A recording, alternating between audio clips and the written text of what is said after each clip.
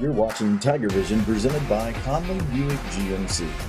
TigerVision is made possible in part by Conley Buick GMC, Arctic Air Plumbing and Electrical Services, Apex, Clicking Spree, DeVito's Auto Repair and Tire Service, Drug-Free Manatee, Garrett Richard, Minnesota Pools, the Manatee County Fair, North River Prevention Partners, Obie's Best Fresh Veg, the Prosperity Group, Richardson Stinton Roofing, Superior Asphalt, and WB3 Legacy of the P. Stay tuned, TigerVision will continue live after these messages. Hey guys, Chris Conley here from Conley Buick GMC. Kickoff's right around the corner. Buckle your seatbelts and hold on tight. It's time for some Tiger football. Hello, I'm Scott Whitaker with Arctic Air Services. We started our business from the ground up and grew it based on the service end of the industry.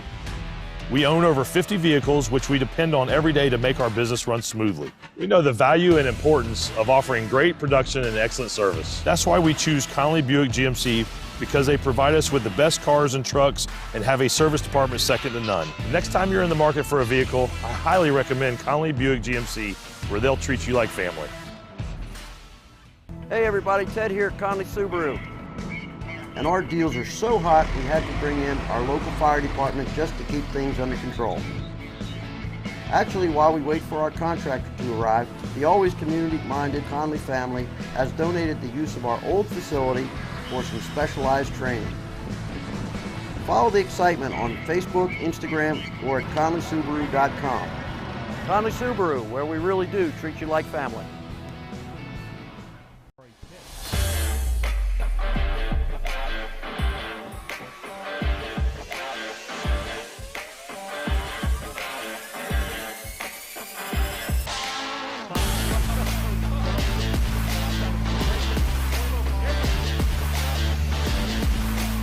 Hey guys, Chris Conley here from Conley Buick GMC. We're excited to be back for another season of Palmetto football and TigerVision. Good luck this year and go Tigers! 5, touchdown!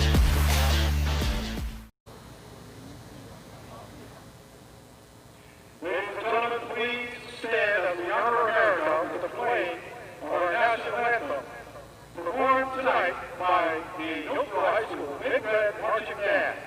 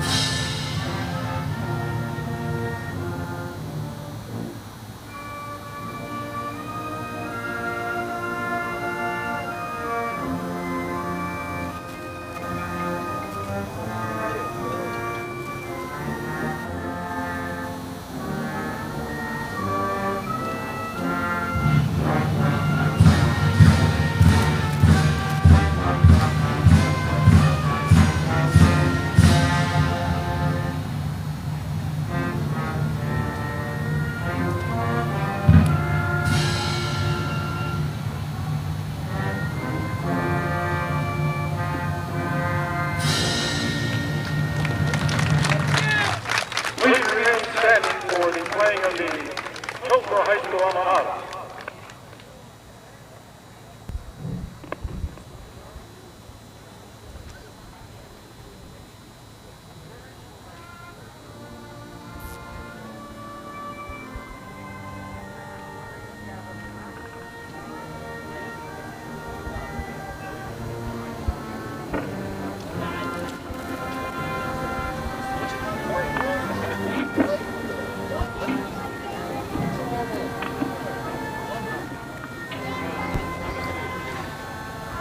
We are live. Welcome to this Class 6A Region 3 and 4 semifinal game tonight here at Hillsborough High School in Tampa, Florida.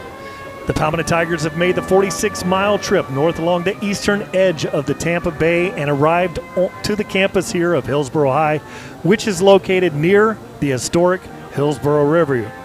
We welcome you, the number one fans, to TigerVision as presented by Conley Buick GMC. Hello again, everyone. I'm Brian Varnadorn, and I'm joined tonight by my broadcast partners, Mr. Rick Wells, Ken Burton Jr., Tom Porter with the Arctic Air Sideline Report, and our statistician, Mr. Steven Johnson from our Atlanta studio.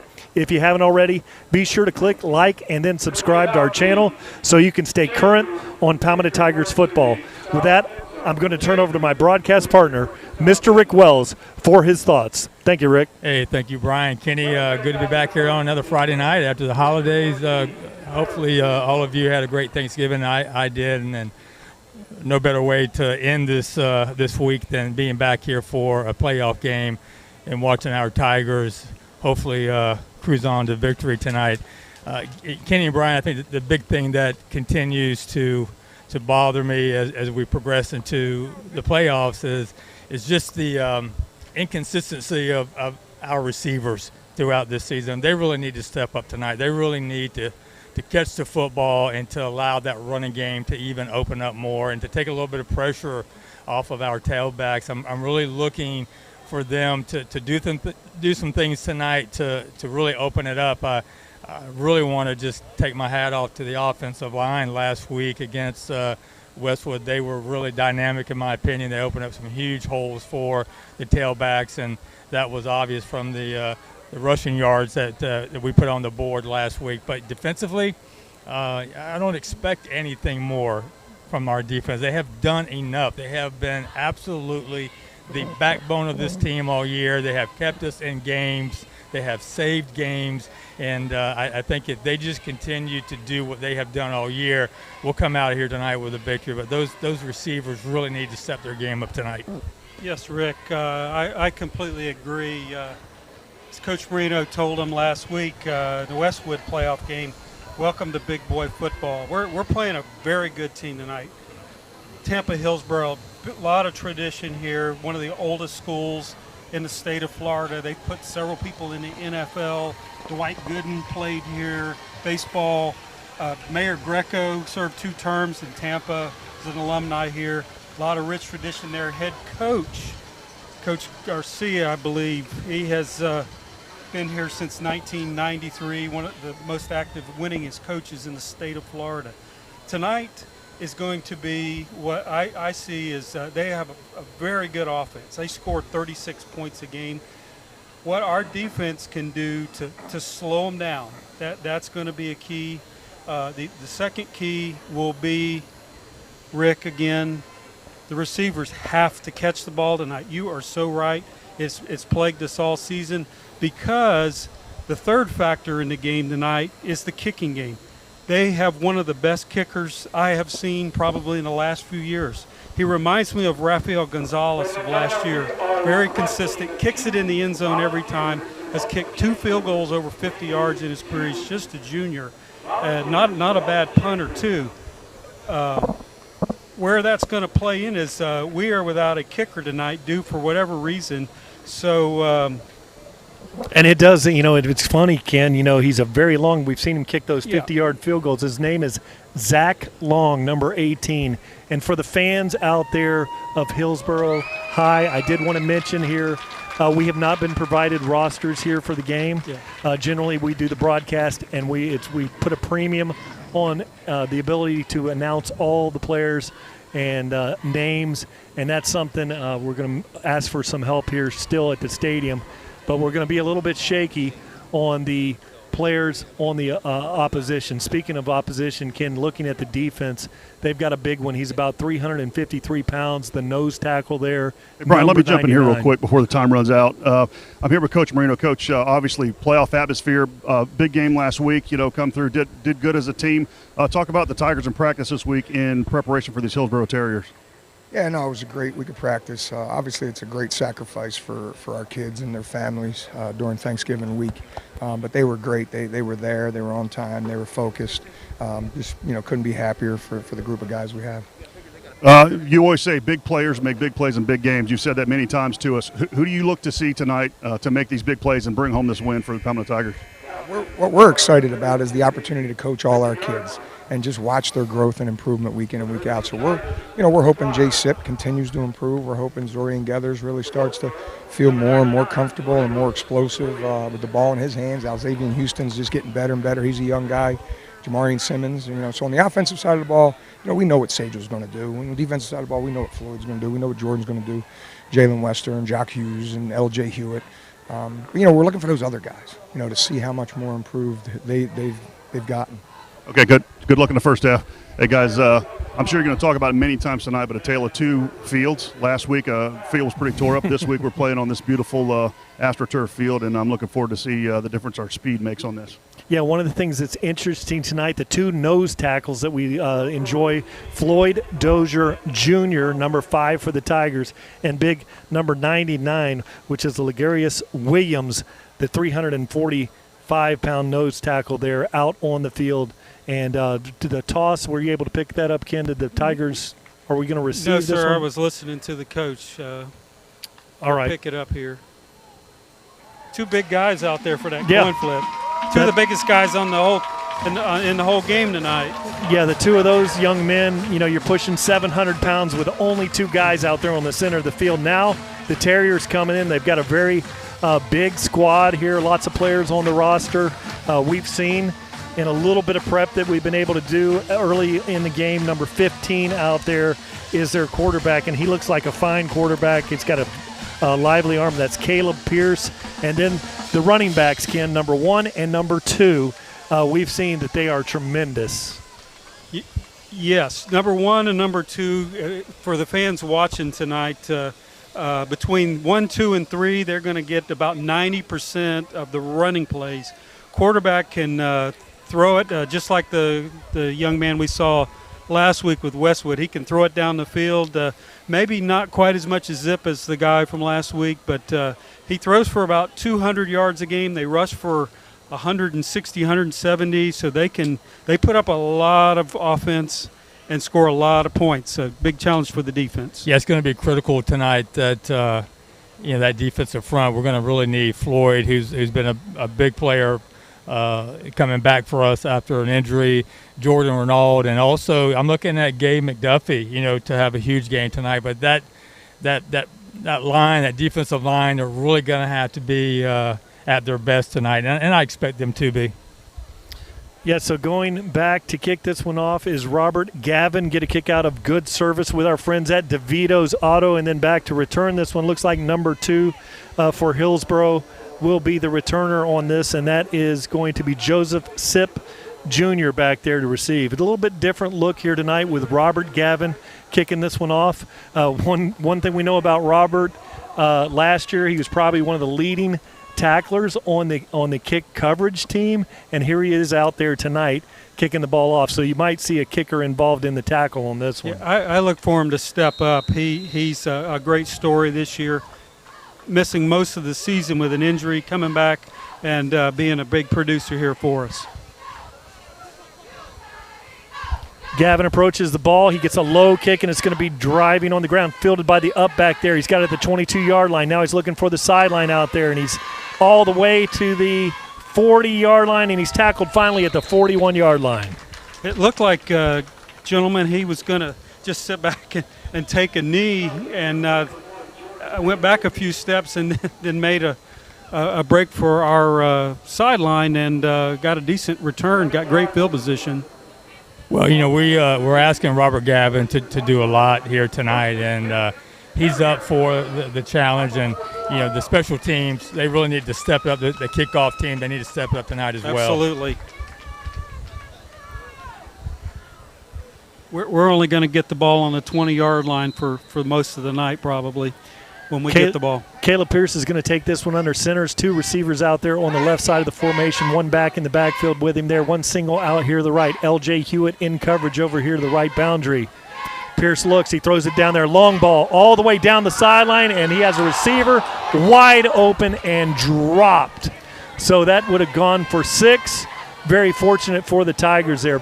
Yeah, guys, that should have gone for 6. That was a beautiful pass right in his hands. Just went right in between his hands. Don't know how that happened, but I'll take it. That was a big break for the Tigers. There was separation, and that was a pretty pass. That's about all you can say. Yeah, he completes about 56% of his passes, thrown for over 2,000 yards this year. Just a straight go route. Straight go route. They have the receivers to catch him, too. From the 45 to the 15, so that was about a 50-yard toss in the air. Very good arm talent on the first play of the game. One single back in the formation, 2 out here to the right, 1 single to the left. Pierce looks for the middle field. Now he throws a flat route out there, and he's going to be tackled there at the 50-yard line, so he's going to be about a little short. Really about a yard short of the first down. First big play for the defense. They average 17 yards per completion. I think Palmetto may be about 11 or 12. They really like to throw the ball down the field. Yeah, looking at them on the opposite, the last 7 games, they've outscored opponents 289 to 61, or average 32.5 points per game, more than the opposition in the last 7 games. Very dynamic offense here. It is now 3rd and a very short 1 yard. Tries to bring those Palmetto Tigers off sides, hands ball off. He's got a great-looking run there. Goes for a first down on the play. Tackled there by Ruben Stamp, and that was number 2, which was Joseph Sipp Jr. with a nice run. Yeah, you can tell that Pierce knows how to run this offense. That was it was just a handoff, but it was a great handoff. A very short delay on the handoff, kind of threw the defensive line back on their heels, but big pickup there for the Terriers to start this game. Yeah, nice deception there. Looked like they were running a dive left, came out there to the right. A good-looking play here. 1st and 10 for the Terriers. 10:40 on the clock here at Hillsborough High School. Pierce looking things over. No hurry. 5 seconds on the play clock here.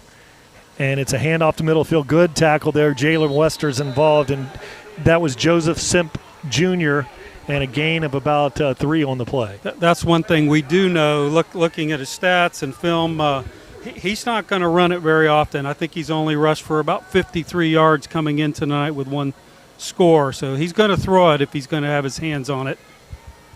So they gave him a little bit over 1.5 yards on that, so it's going to bring up a second. We'll call it 8.5 here.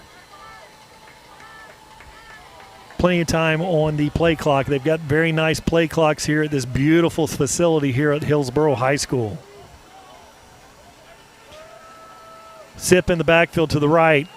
Quarterback looks. Pierce stepping up, and there's going to be a lot of pressure there, and there's a flag on the play. Probably a holding on the interior line. Yeah, let's hope so, Brian. That was Augustin that got in there for that sack, and you had a corner blitz as well. Just a good stunt, delayed from everywhere. And Coach Brass talked about kind of mixing it up tonight, and so far so good. Yeah, one thing probably, we generally cover those Palmetto Tigers, but we really think that this Palmetto Tiger defensive line is one of the best in the state. And we have Coach Greg Wall is making the change there, and he does a lot of stunting on the offensive line. And so there was a holding on the play, and that's going to back him up. So they take the penalty, so they get the down over. Yeah, interesting call there because it's a very effective team here. Second down with holding. Long. Second and about 20. We'll call it 2nd and 19 here. Now he throws it out there. Nice little route out here to the sideline. Good coverage over there. And closing fast is Jamal Williams along with L.J. Hewitt. And that's that very dynamic receiver there. And that's number 5, which is Kashawn Davila. 6'1", 155 pound. Yeah, they have 3 or 4 receivers he likes to throw to, and the key here, they just got to stay in front and let's give let's keep them in front, and so they don't move the chains.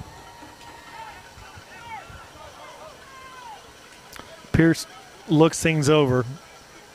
Got that big, nice back there on the right side of the formation who blocks for him. Now he throws it out there. Great coverage over there by the Tigers. Incomplete pass. Stops the clock here with 8:35 on the clock. Yeah, Jamil Williams over there once again to break that pass up. Good coverage. So, once again, good job by the defense. And we know that they can they have a great punter as well. So let's see what Same Jaquez can do here. Zach Long, one thing when you have a great punter like this, very dry field here tonight, it's a very cool night. When we say cool here in Florida, it's 78 degrees here. Zach Long is going to punt this one away, and he has Jaquez Hughes, number 4, awaits the ball on the 10-yard line.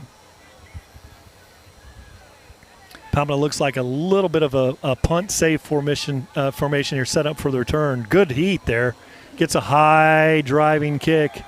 And that one is going to go out of bounds, and not his best effort. So that one's going to go out of bounds at the 22. And that may have been due to some of that pressure he was seeing coming right up the gut there and kind of rushed that punt, Kenny. But a good field position for the Tigers to start their first possession here offensively. So what I'm looking for is offensively we need to stay in front of these chains. We got to get away from these holding penalties and anything that's going to push us back, Kenny.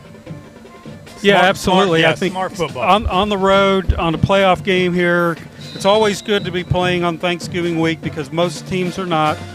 But on the road, you got to establish yourself here, get this running game going, opening up the pass.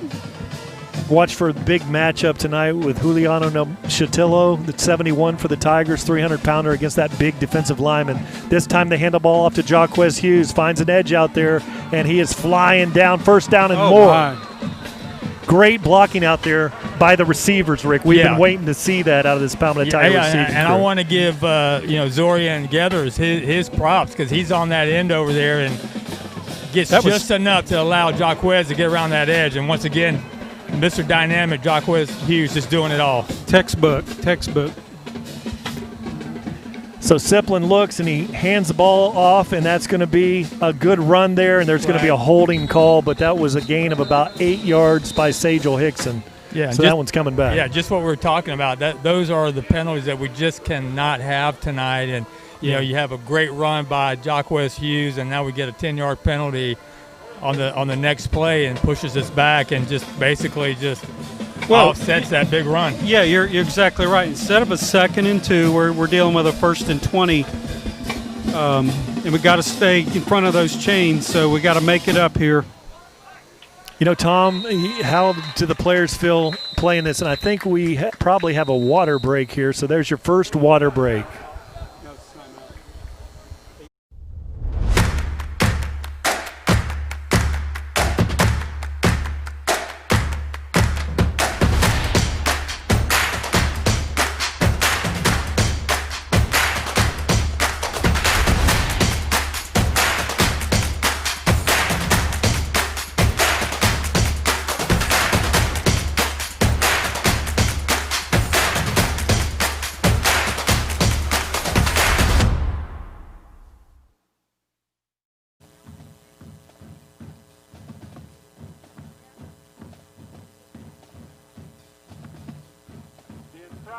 Actually was for a block in the back.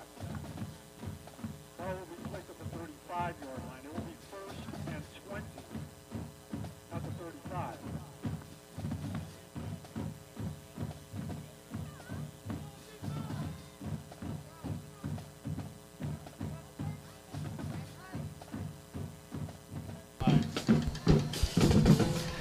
We remind you that you are watching the 2020 FHSAA Football Class 6A Region 3 and 4 semifinals on TigerVision as presented by Conley Buick GMC. Tom Porter down on that sideline.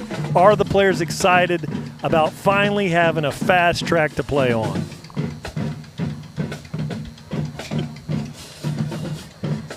He's silent. You've silenced him. How about that? So unable to pick Tom Porter up on the sideline. Go ahead there, Brian. Hey, Tom, I was just curious. Are the players excited tonight? We've been playing on some very sloppy condition fields. Are they excited about this fast track? I think they are. I think they're excited about the atmosphere.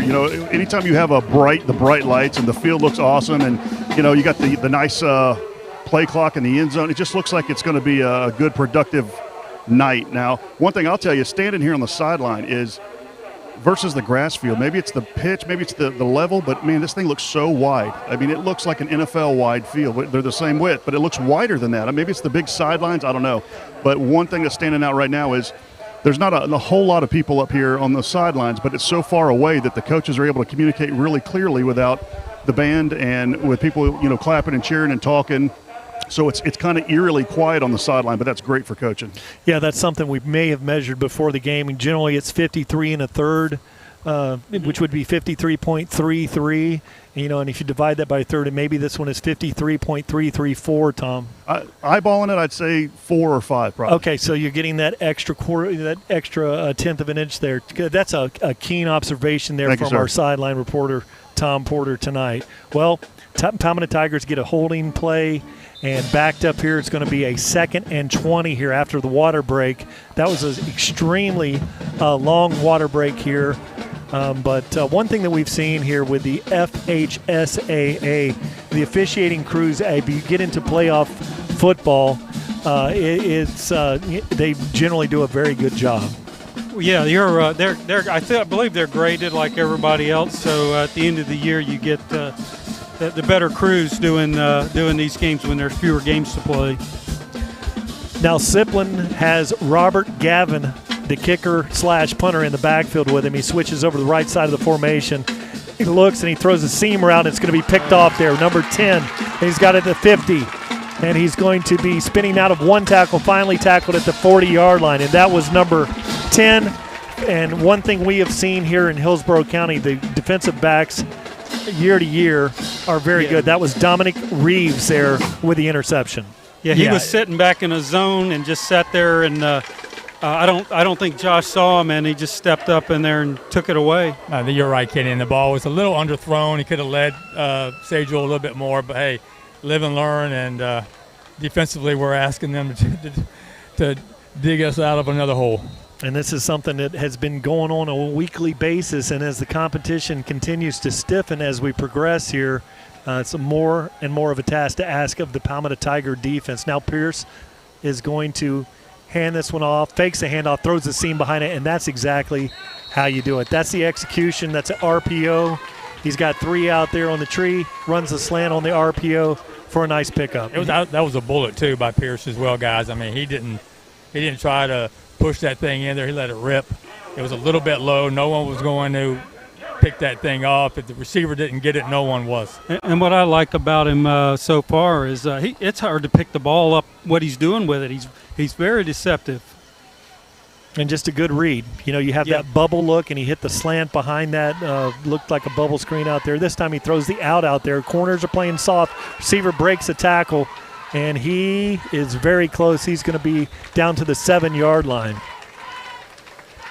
I'm no coach, boys, but I think the game plan is go at 24. They've thrown the ball at him 3 times now for pretty decent gains. Did you get a number on the receiver? That's the far boundary out there. It's number 3. Thank you very much. And that's going to be Arion Knighton there with a great catch and run, 6'3", 170 pounds. He's the one with the Jets. They run the jet sweep with him, and he is, I hear, an excellent sprinter. This time going with one single back there in the backfield with him is Joseph Sipp.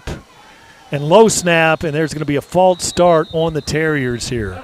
So here's the indication here, false start on the Terriers, so that'll back them up 5. Yeah, it's good to see them self-destruct as well. As successful they have been moving the ball so far.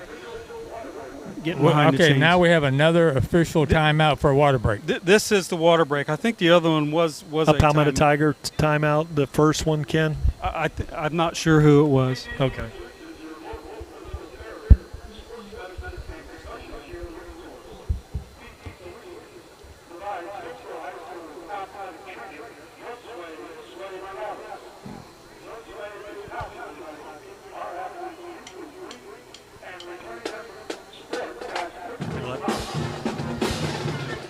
You are watching the 2020 FHSAA Football Class 6A Region 3 and 4 semifinals on TigerVision is presented by Conley Buick GMC. Now they're starting to wind the clock here, and the Terriers haven't even broken the huddle yet on the sideline, so it's down to 20 seconds on the play clock here.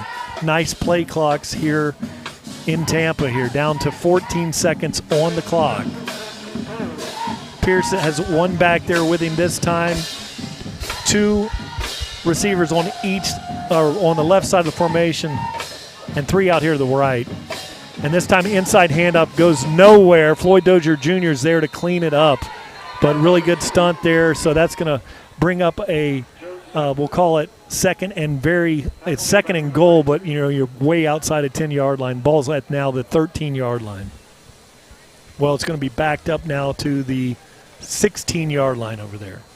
Guys, that was Renard. He ran completely around his lineman, and I saw Floyd Dozier do it earlier on another drive. Same thing, ran right around them. They're big, they look strong, but they don't appear to be very agile, so hopefully we can take advantage of that. Yeah, they had a big kid, I forget which number, he passes the eyeball test, but did not move very quick.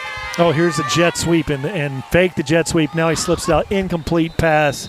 A nice play design there, but blowing that up in the backfield was Augustin, number 17, and 5:09 on the clock. That brings up a 3rd and goal from Tom. You got the sideline mark over there. What sideline? What's the yardage over there? It looks to be about 16 yards. Okay, 3rd and goal from the 16-yard line because of the penalty. A little unusual of a situation here. They've got an extremely good field goal kicker in Long, but let's see how they fold this one out. The quarterback rolls to the right. Pierce looking, throws it out there. Great coverage over there, and that's Chance Zipper that was in perfect coverage, number 45. Yeah, good job by the defense to just kind of dig in and stop them from getting into the end zone. The DBs really stepped up as well. I tell you, that was a big defensive series for the D-line. Floyd, Jordan, Ormsby, they're all on top of and pushing those O-linemen back, so we're going to get a field goal attempt out of this. So Zach Long, the ball is spotted at the 22-yard, so this will be a 32-yard kick. It's a long kick, and it is wide right. They got a hand on that one, boys. There was a little funky, pop, coming little bump out there, so great job with the defense. I didn't see a number, but a defensive lineman took a guard right back into the holder almost. And what was interesting watching him warm up, he gets the ball extremely high. If anybody aspires to be a place kicker, watch this young man kick. I mean, he kicks it over the goalpost. He gets it up high so quick, but apparently not that time enough for our defensive line to step up and get a hand in there. Great job. Be a good time to establish the run here, boys. Tom, I like what you're cooking there with the Palmetto Tigers. Last week had 239 rushing yards. The offensive line played really well as a cohesive unit. But to counter, there's a tremendous defensive line. They are with a 3-man line here. They pitch it out there wide, and that's going to be a fumble. Ball's on the ground, rolling around, the scramble. And it looks like Hillsborough has that one. I think that we actually recover. It's going to be second down. We got lucky on that because I think that was Benson running the ball, and somebody just came in there and just knocked that ball loose from somewhere. We couldn't even tell. It was so quick, but we got dodged lucky on that. We dodged a major bullet there. And we are doing the game from the stands tonight, so we're not as high as we normally are. Couldn't see through the players to be able to pick that up, but Palmetto Tigers very fortunately were able to recover that. Now we're going to have a personal foul down there. Not sure who that's going to be on. I believe that's on their defensive line there. They kind of jumped up and stood over him after he got tackled there. Okay, so Robert Gavin took that one to the center of the line, and then there's some shenanigans there along the interior line. No gain on the play, but a personal foul coming here. So that's going to be another first down for the Tigers. Well, a lot of emotion here tonight. We saw this last year in the playoffs, and sometimes these young men, they can't contain themselves after a big hit. You just can't have that. It's all field position, boys. We'll take it. Yes, sir. Zakidri Rutledge, number 8, is on the left boundary. Now he fakes the handoff, and Siplin keeps it, and he slips, and he goes down for really no gain on the play, maybe half a yard. Right at the line of scrimmage. Yeah, that was unfortunate. It looked like something might have opened up. He's usually good for 3 or 4 minimum on a play like that. Just slipped on the turf. Well, they're in that area that Tom was talking about earlier where all the pellets seem to be collected Yeah, in one right area. on the 50-yard line there. Yes. Siplin fakes the handoff. Now he throws the seam. Great looking route and incomplete pass. Xavier Houston in great position. Had his hands backwards. You know, you want to get your hands in front of the face there. You really can't expect Josh to throw that ball any better than he just did right there, guys. I mean, the defender. No, he executed the fake on the read and threw a nice slant route. Got to catch that thing. And his hands, you know, looking with his palms out, and you get those hands in front of the helmet there, and that's a catch. Defender was in pretty good position, but really a well-thrown ball there by Siplin. And so that brings up a second, and we'll call it 12. Sajel Hickson in the backfield with Siplin. This time, nice drop, nice throw out there. It's low, and it is an incomplete pass. Nice route. Yeah, and again, lack of execution. That was on the quarterback that time. Yeah, and Jamarian Simmons tried to go down and get that, but just thrown a little too low and too short. But so Robert Gavin, you know, we saw him kick off in this game, and now he's going to punt this one away, and he's got the very, very dangerous Jordan Bailey back there, the 6'1", 180-pound running back wide receiver to return. Low snap. Gets the punt off, and it's a wobbly kick, and it's going to roll. It's got a little front English on it. It goes out of bounds at the 15-yard line. Let's see where he marks it. He's going to mark it at the 17. A good job by Robert just to pick that thing off the turf. We've talked about some of the low snaps all year, but luckily this is not a wet field tonight. Robert's able to gain control and get a good punt off there. And this is going to be the worst field position that the Terriers have had all night. Yeah, great job, Robert, on that. I don't know if he was directional punting, but zero net on the return. They got to go 83 yards against our defense here, and so far so good. They got a lot of room to work with here. Hopefully we can get a stop. I'll be looking for that number 3 flying on the sideline again. He was wide open. Yes. Yeah, that's Arion Knighton there, and also number 10 is a flyer that they have. Dominic Reeves, also very speedy there. Pierce Waits. Hands the ball off, looking to bounce that one out wide. He's got a big lane. He's at the 30. He's at the 40. He's at the 50, the 40, the 30, the 20, 10, 5, touchdown. And that is number 1, Jordan Bailey with a huge touchdown. That's going to go for about a 73-yard run there. Yeah, we just collapsed on the left side of that line, guys, and got hung up, couldn't get off a block. And Jacquez Hughes was the only one that had any attempt and just wasn't able to get him down. You can tell the speed right away of that young man. Yes, they come in averaging over 8 yards per carry, and you can obviously see why. A couple missed assignments there. He virtually ran untouched down the sideline. Good hold. Long with the kick. It's up, and it is good. That ball was so high, Ken. Amazing. Yeah. That's a kicking talent there with Long. Yeah, he's just a junior, and like I said in the pregame, has kicked 2 over 50 so far in his career. Great pressure by the Tigers, but Zach Long, you know, he is a senior, 6'3", 162 pounds with a great-looking extra point senior, there. Okay. The Terriers lead this one 7-0.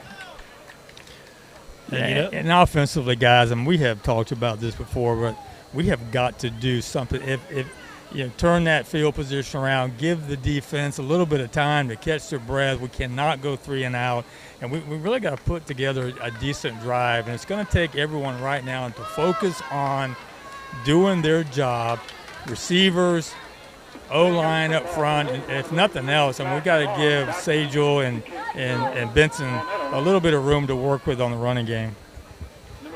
Yeah, coming to the fact that we will be probably starting on the 20-yard line here when we get this ball. Zach Long is going to kick this one here, the 40. He should be very easily able to reach that end zone. He may kick it up there high for a coverage return. You've got Sajel Hickson back there with Jacquez Hughes awaiting the kick. Yeah, big, long running approach. So he's going to rip this one down the field. A very long kick, and he's going to kick it to the 1 yard line, so it's returnable. Running hard, and that is Jacquez Hughes driving forward. Nice return up to the 34-yard line. Yeah, nice return by Jacquez Hughes. I thought he was going to break it there for a second. Had a lot of time to think about that ball coming down. Well, that kicking team for the Terriers are probably not used to having to go down there and actually You're right. To cover. make a tackle, yeah. We want to remind you that the rights of this broadcast of this 6A Region 3 and 4 semifinal game have been granted to TigerVision. It's presented by Conley Buick GMC by the Florida High School Athletic Association and is intended solely for the enjoyment of our viewing audience. Any rebroadcast, retransmission, or other use of this broadcast without the express written consent of the Florida High School Athletic Association is prohibited. Siplin looks, rolls to his right, dumps it down there, check down, incomplete pass. So really just got hurried to throw a little bit, not much pressure back there. Had an open receiver, just throw a little hot and a little wide. Well, that's why it's so important that we get that running game going here so they're not just keyed on Josh, stepping back there to pass the ball. We've got to do something here special, Kenny, to get Sagel involved in this ball game. 2:53 on the clock. Palmetto Tigers trail in this one. The Terriers with a 7-0 lead. Handoff, and that's Sagel Hickson trying to bounce it outside, spinning, nowhere to go, no gain on the play. Tom talked about this earlier. This is not a big defensive front. They're fast, but if you look down there, they have their standout tackle number 99, but the rest of them they are small, very small. Very small. True, a lot smaller than most of the D lines we have faced all year. Now, one thing you have seen over the years with Hillsborough and Polk County, the DBs can cover. They do an excellent job. They're very speedy, not very big here tonight, but very good. They can turn those hips. They're very good, solid in coverage. Siplin looks. The DB's in a bail position. He throws a long ball out there into triple coverage, and it's incomplete pass. Yeah, Josh got away with one right there, guys. That could have been an easy interception for 3 different DBs on that play. And Zorian Gathers was running wide open down the right boundary, unseen over there.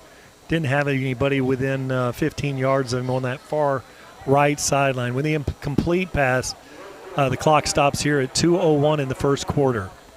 Robert Gavin is going to go back there and punt this one away. Yeah, right now they don't have number one finally gets out there. Yes, the number 1 is Jordan Bailey. Going out, it's Jordan Bailey, D-A-A-N, going back there to return this one. Gavin gets a big kick. It's a very high kick, and it is going to check back with some unfortunate English there. So the ball is going to be spotted at the 37-yard line. So with the clock at 1:47, the Terriers will take over here. During this opportunity, I wanted to remind everyone that sportsmanship is having pride in your school, your team, and yourself. Sportsmanship is respect for the game and those who play it. The Florida High School Athletic Association reminds you to take on the responsibility of good sportsmanship. Play strong, play hard, play fair.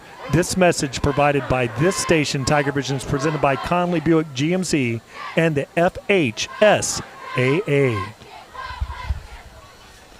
So the Palmetto Tiger defense are going to be pressed into action once again. Pierce has one back in the backfield there with him and a single wide receiver out here wide to the right. He looks that way. Now throws it down the middle. In good coverage, Jacquez Hughes comes over. Just great execution, big first down. Ball's going to be marked at the 40, and catching that one was number 2, I believe, there, and that would be Joseph Sipp Jr.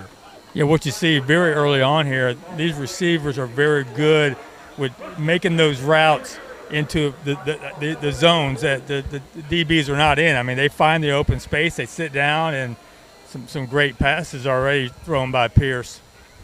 Is it execution? You know, the routes are there, the 100%. plays are there. These are similar plays that what the Tigers run, but the execution is just nice. Great handoff there. Backs wide open, running down the right sideline, and goes for another first down, and that's Joseph Sipp, number 2. Well, they're clicking on all cylinders here. Very, very deceptive quarterback executing their game plan here to perfection, moving down the field. Trying to pick up what's going on the left side over there, but we're getting blocked out pretty good by the on that right side of the O-line for the Terriers. But we just are caving in right there. Got number 22 over there, Danny Rivera. But it just seems that we have huge holes opening up on that right side of the offense. He's making a long reach on the handoff. This time in the backfield was Jordan Renard or Jamal Williams there, and that one is not such a big gain. Goes for a gain of about 2 on the play. Yeah, but you were right, Brian. Jordan's the one that grabbed some jersey and slowed him down so the rest of the Tiger D could get up there and make a play. But Jordan is the one that broke that play up and open. And what they've on that handoff, Pierce is doing such a great job. It looks like the play is developing going to the left, and it's a long reach of a handoff. And it's tricky. That arm is extended, but perfect execution back there. Yeah, he's very deceptive, man. We can't hardly pick it up back here in the stands. So you can imagine down there, it's very difficult to see those reads. This time he throws a little bubble screen out there, wide open receiver. Good hit there by Jalen Wester coming over, so he's going to be short of the first down. It's going to bring up a 3rd and 2. Yeah, Jalen was over there and also Les Hewitt, but a very short and manageable 3rd down for the Terriers. We've got Big Baby is getting back up, but Jalen Wester. Jalen got a little. Looks like he's holding that arm. Maybe a little maybe stinger. A shoulder stinger. Yeah.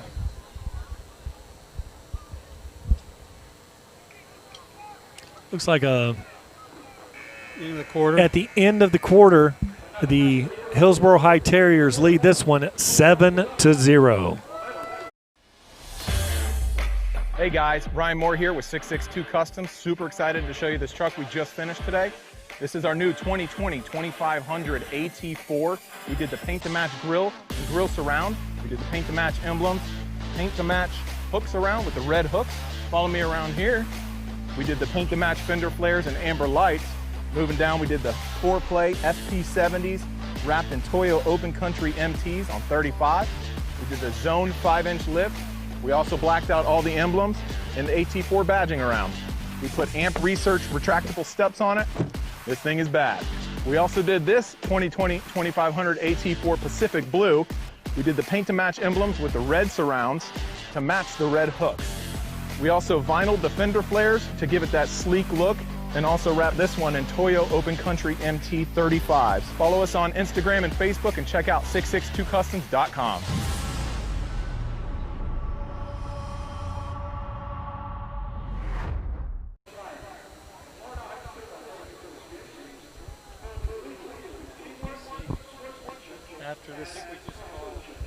After this play, yeah, I'll read it.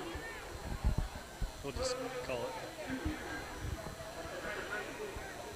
All right, to open up the second quarter here, the Terriers driving in the red zone now. Ball's at the 19-yard line. Pierce hands that one off. Big running lane there. Coming up to make the tackle is Jamal Williams, but not until there's a gain on the play of about 6 yards. We saw some of this last week against Westwood. They were able to just basically run the ball right up the A-gap, Kenny, and yes, we've seen the Terriers do that tonight as well, but nothing fancy, just trying to pick up a couple yards, pick up about 5, and get that 1st and goal. So that'll be 1st and 10 from the 15-yard line. Pierce fakes the handoff, throws the slant behind. Good position, L.J. Hewitt. Get ready to line up there and play for the next play. 2nd and 10 now for the Terriers. Great play by L.J. Hewitt. One thing we've seen with this quarterback, he does throw an occasional interception, and the timing would be great for one of our defensive backs to get one here to get some spark going here for the Tigers. Yeah, watch for them to fake that little slant later on, guys. And oh, yeah, you're so right, Rick. It's there.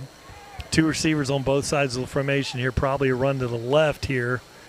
And this time he runs left, and it's Ormsby there to plug that one up. No gain on the play. Yeah, an awesome job that time by the Tigers D-line. Bring up a third and about 9 here. Really look like they had that one scouted out. Brings up a 3rd and 9 here. And, I think I just repeated what you said there, Rick. You did a good job. I didn't have to do that again. But the ball's at the 15-yard line. 10:47 on the clock here in the second quarter. Terriers lead this one 7-0.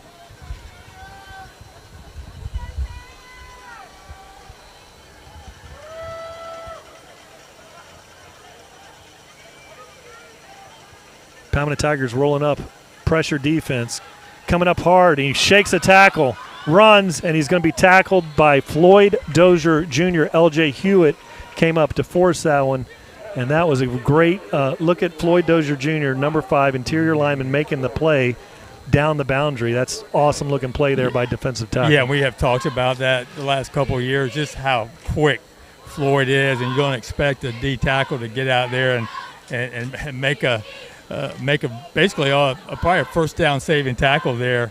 And Floyd at least gives us an opportunity to get out of here with just a field goal. So the field goal will be kicked here, 29-yard field goal, and there's going to be a flag on the play. That's going to back them up. So that's going to go from a 29-yard field goal to about a 34-yard field goal here. No problem for Zach Long. We've seen he has a tremendous leg here. Watch for a lot of Tigers rushing from the left side of the D. They've come close throughout the year. The one thing for a right footer, coming from this left hash, it's a little harder to put that thing through there.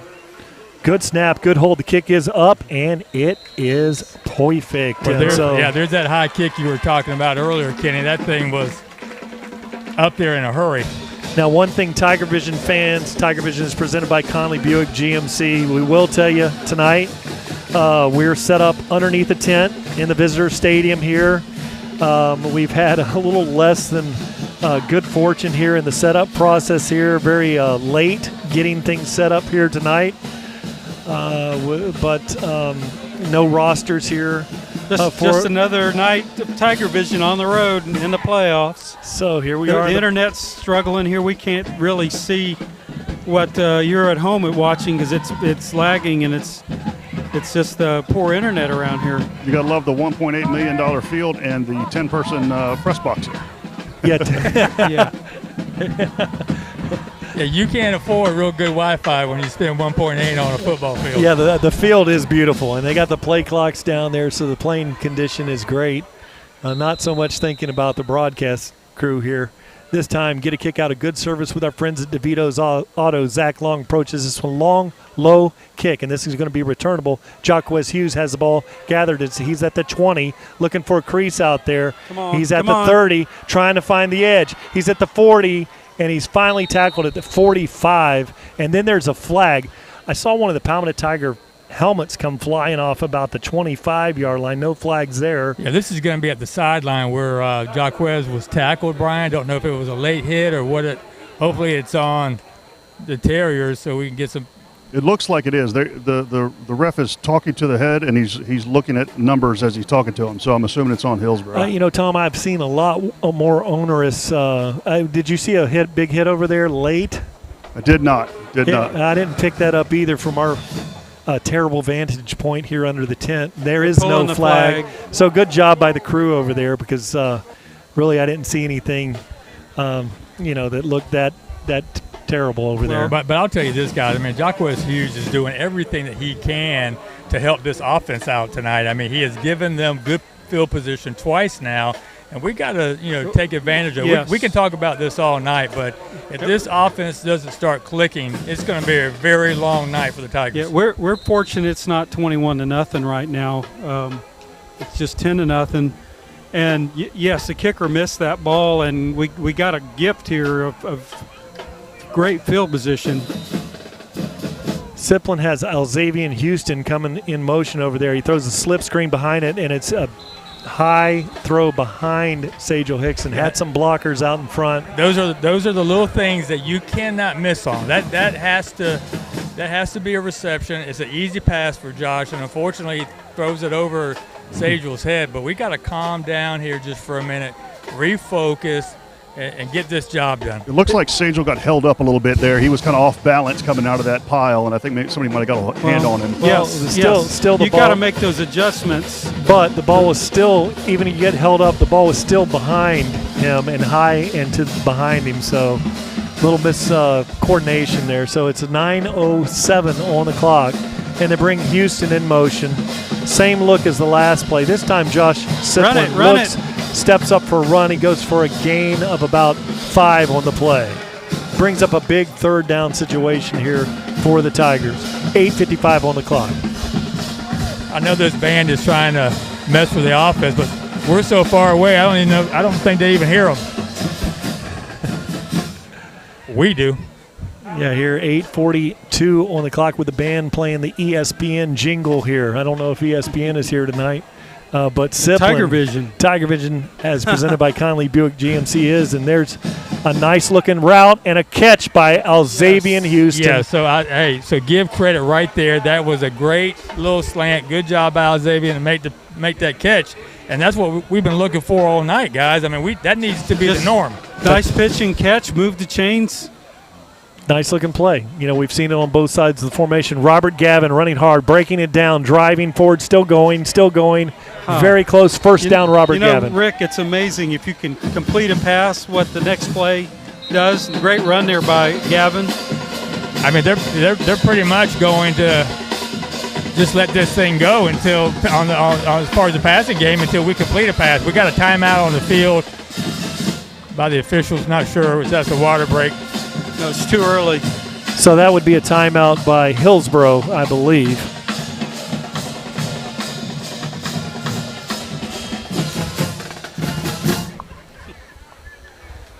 It's like we're at the game. Yeah, we're not in the press box. The band is to our direct left, and we're under a tent. You know, I was noticing their press box doesn't have windows. That would solve our problem. You know, it's always fogged up. So. No, I think they have window. Yeah, they're just very clear. They're so clear. They're not like ours, Tom. They're a lot clearer than ours. They're so clear. We're going to get that fixed one of these days. But it is a tiny press box up here. Yeah, we clean ours with mud.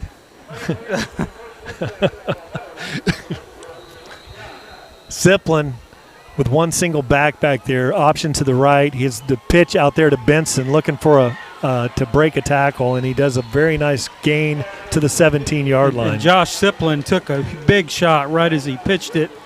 Great pitch, great run there by Benson. Moves the chains. Tigers knocking on the door. 7:57 on the clock. It's Tigers here in the red zone, and it's going to be fake the handoff to Benson. Siplin keeps it and goes nowhere. That time that was a fine look at defensive play by number 9 there. And number 9 on our roster, I don't have any number 9 on the roster. 2. I think I have it handwritten here. KJ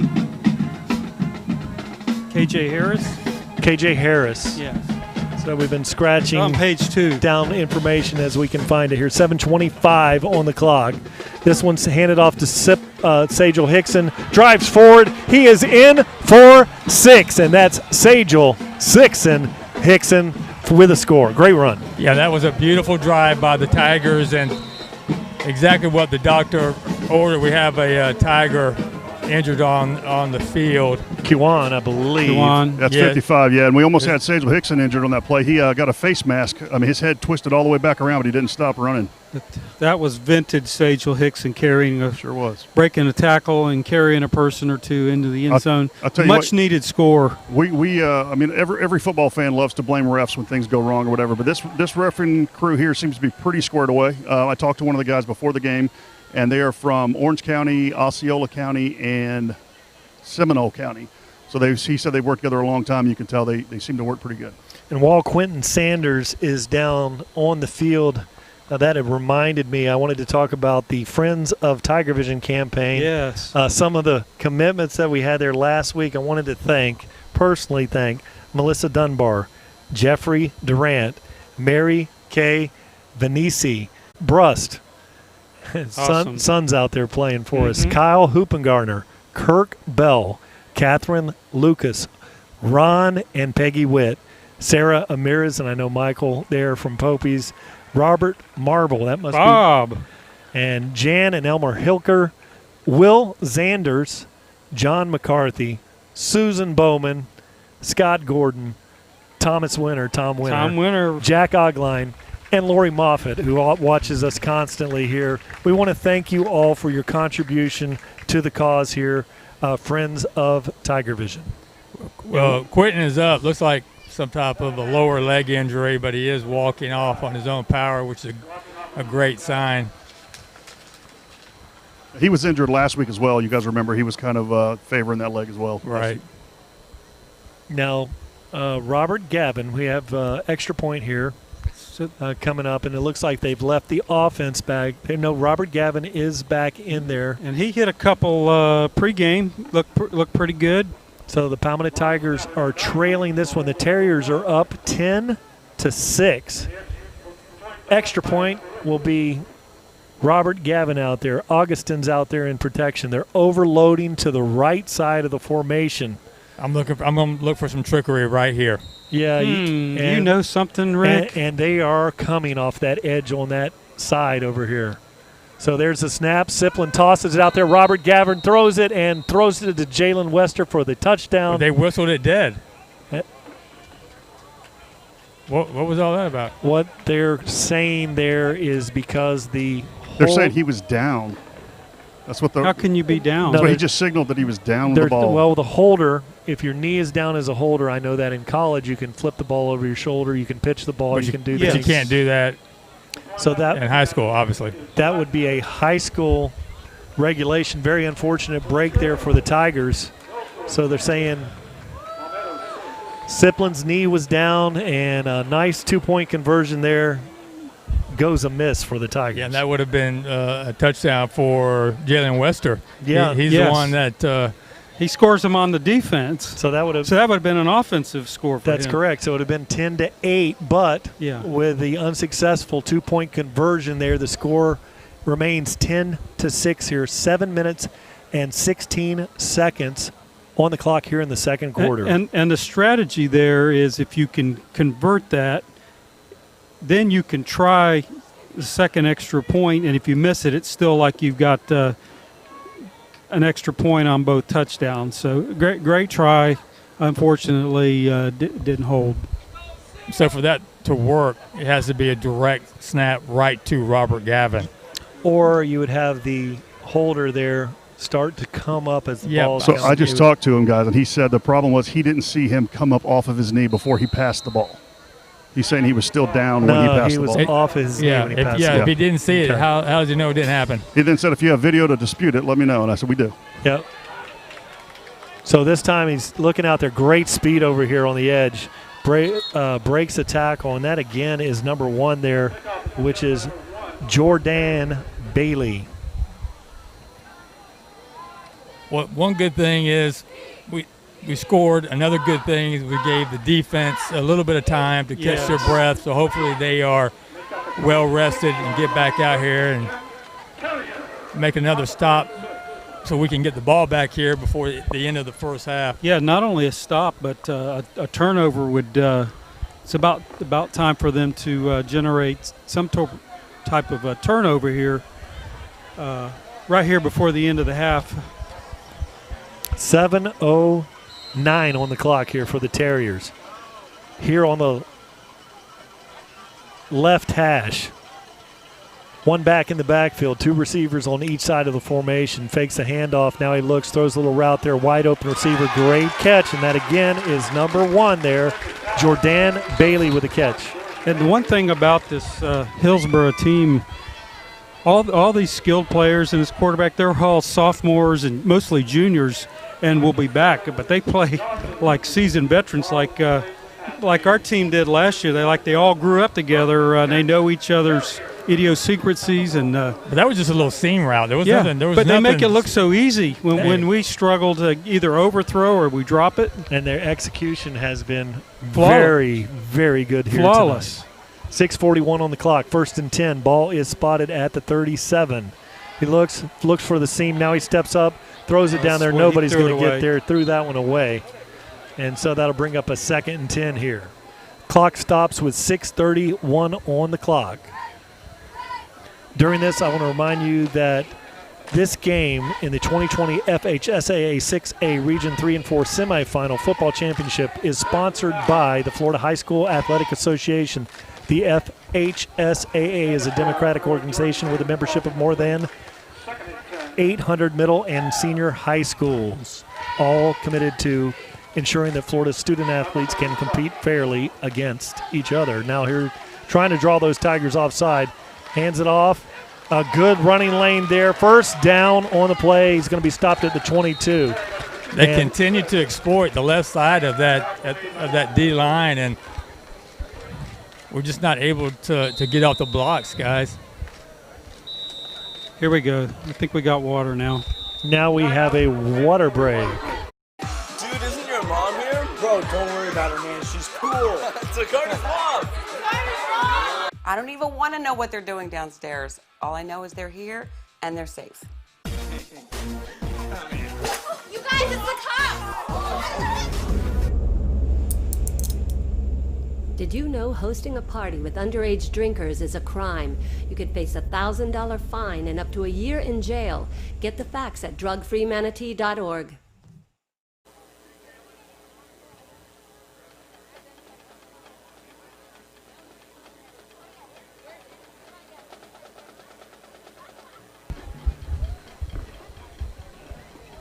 After the 14-yard run by number 2, Joe Sip, ball is placed in the 23-yard line. You're watching the 2020 FHSAA Football Class 6A Region 3 and 4 semifinals on TigerVision is presented by Conley Buick GMC. Hillsborough High School has the ball driving here. Pierce awaits the snap, sends a receiver in motion across the formation, fakes the jet sweep, look for the seam route, nothing there. Great break on the ball by number 29, and that's Jordan Simpson. Real good. There's a late flag over and hopefully about that's the 25-yard line. Little skirmish. So we've got a penalty there after the play. So the referees are sorting this one out. I think the Tigers may have picked up a personal foul there, Ken. Hopefully not. We'll see how they. Well, I know Jordan Renaud was upset, and he was involved in that little skirmish there. He runs off the field and replaced. Still waiting for the refs to give us the indication here. So here is your personal foul on the Tigers, and it is not an offsetting call, so that's going to be a big one. That's going to put more stress on this already stressed Palmetto Tiger defense, with the Terriers leading in this one 6 minutes and 15 in the second quarter. They lead by 10-6 over the Palmetto Tigers. And, guys, I know it's easy for us to sit up here and talk about composure, but, I mean, right now, we've seen this type of lack of focus in the playoffs before, and you just can't do it. Now you put yourself in a very poor position against a very dynamic offense, and you're asking this defense to do a lot. And a very good play, stopping the drive there, and brings up the first down here for the Terriers in the red zone, knocking on the door at the 10-yard line. Pierce hands the ball off there, running back, running hard to the left. He's going to be tackled by Stamp, but that's a 5-yard gain on the play, brings up a 2nd and 5. The defense has played well all night. We've stated that, but and they did a lot of bending, and they haven't broken, and they need to bend here one more time. Those holes look awful big what they're running through right now. So ball is spotted right at the 6-yard line, so it's going to be 2nd and goal from the 6 for the Terriers.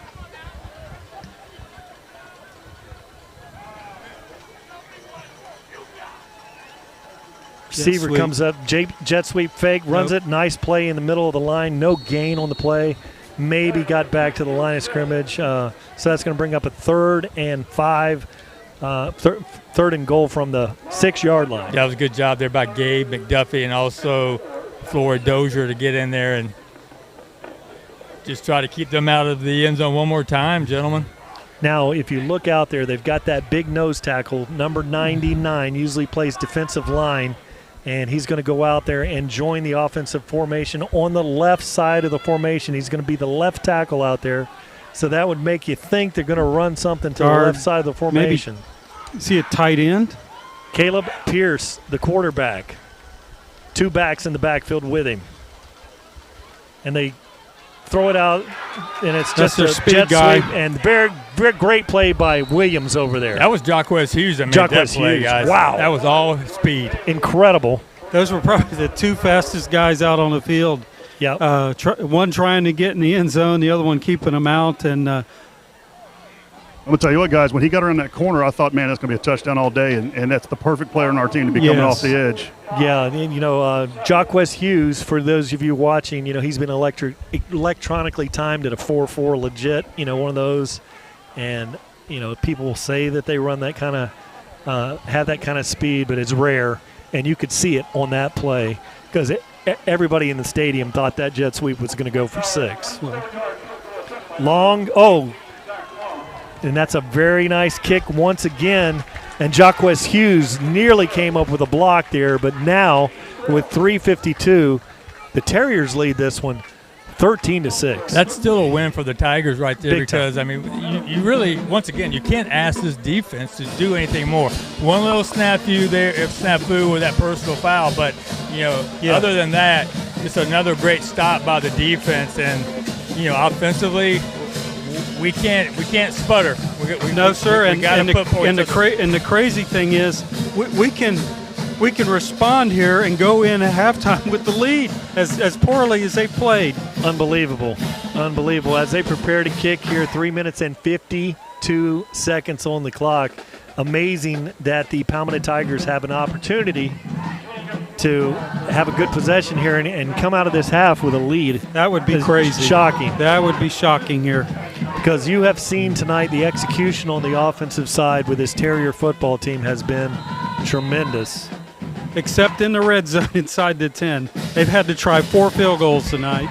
So Long approaches this one a very high kick. Yeah, they're not. And that one's going to go way into the back of the end zone. So that'll bring up a 1st and 10 from the Tigers from the 20. And during this break, I want to talk about FHSAA. You're watching tonight's game in the 2020 FHSAA Class 6A Region 3 and 4 semifinal football championships is sponsored by the Florida High School Athletic Association. The FHSAA is a democratically run organization with a membership of more than 800 middle and senior high schools, all committed to ensuring that Florida student athletes can compete fairly and equitably in an educational environment. The Florida High School Athletic Association, building leaders through teamwork, sportsmanship, and citizenship. Palmetto Tigers have this one 1st and 10 from the 20. Fakes the handoff, got the slant, and it is tipped at the line of scrimmage. Really good defense there by number 10. Had peeled back there and was going to knife in front of Dominic Reeves. The dynamic receiver playing cornerback was in really good position. That was unfortunate. We had Zorian. Zorian Gathers was he was going to run into the goalpost if he had caught that thing. So unfortunate. And we got Rich Robich here with us tonight, former Mr. Football. Yeah, it's slidden in into the stadium here at Hillsborough High School. 3:47 here. And Siplin looks. He's looking for the little slip screen. He's got a blocker there out it is. in front Lots of of him. room. Lots of room. 50-yard line. Breaks the tackle. He's at the 40. Big 1st down for the Tigers. Yeah, it worked that time. It didn't work a couple of plays ago, but that's what you get out of Sajal Hickson. When you put the ball in his hands, big plays happen. Had the blockers in front of him. Great game. Moved the chains. I didn't see if Zanders was able to take the field again, number 55 for the Tigers. Looked like Sajal Hickson may have moved early. Oh wow, my. The DB makes a great jump on that one. You saw incomplete pass. Yeah, that ball floated a little bit too, guys. He could have made the pick. Thank goodness. If it hadn't have floated, it was 6 points the other way. Yes, it was. I think it was my that goodness. extra inch or two that I told you about earlier that caused that right there. Goodness. Too wide. I'll tell you, yeah, that's right, Tom. That's 53 and 53.334. Save the Tigers on that one, because I tell you what, he jumped that route, and then he just was a little concerned if I missed the interception It's he going goes the for other 6 way. the other way, so he kind of bailed at the last moment. Very dangerous play over there for the Tigers. This time Siplin looks, gets square, throws a great route down there, and really good coverage out there. Ball's thrown a little bit low, and that was intended for Zakijiri Rutledge. Yeah, the middle linebacker was dropped right back there in coverage. In the line of the path, I thought he had a clear shot at the interception, but apparently not. So Josh saw him and threw it around him. Yeah, you're right, Kenny. That was a great play by that middle linebacker. He drops back about 10 yards, just kind of watching Josh's eyes, and almost picks that thing off. And kids, when they tell you why do I have to do this back pedal drill, that was incredible. I mean, that's why Siplin was unable to complete that one. That linebacker in his big drop. Play. We got to convert here for the Tigers. 2nd and 10. Ball's at the 40. Siplin looks, it's a throw the whole way. Throws a route in there, tipped ball once again. So that brings up a 3rd and 10 for the Tigers. Fourth and down. 10. 4th and 10. And unfortunate, we're going to have to give them the ball back with a lot of time. The problem with these incomplete passes, we didn't eat much of the clock up. We had that one big play by Sagel, which also stopped the clock because he picked up a first down. Yes, it did. 3:13 on the clock here. Robert Gavin back there to drive this one away. Good snap by Logan. Kicks up. Lots of pressure there. And it's going to check up once again. We got to do a better job of getting in front of that ball and keeping it from checking back 5 yards. He's not turning it over, so when it's bouncing I'm talking about the punt team. The return group. Yeah, they got to get that thing. Because it hit at the 32 and then checked all the way back here to the 41.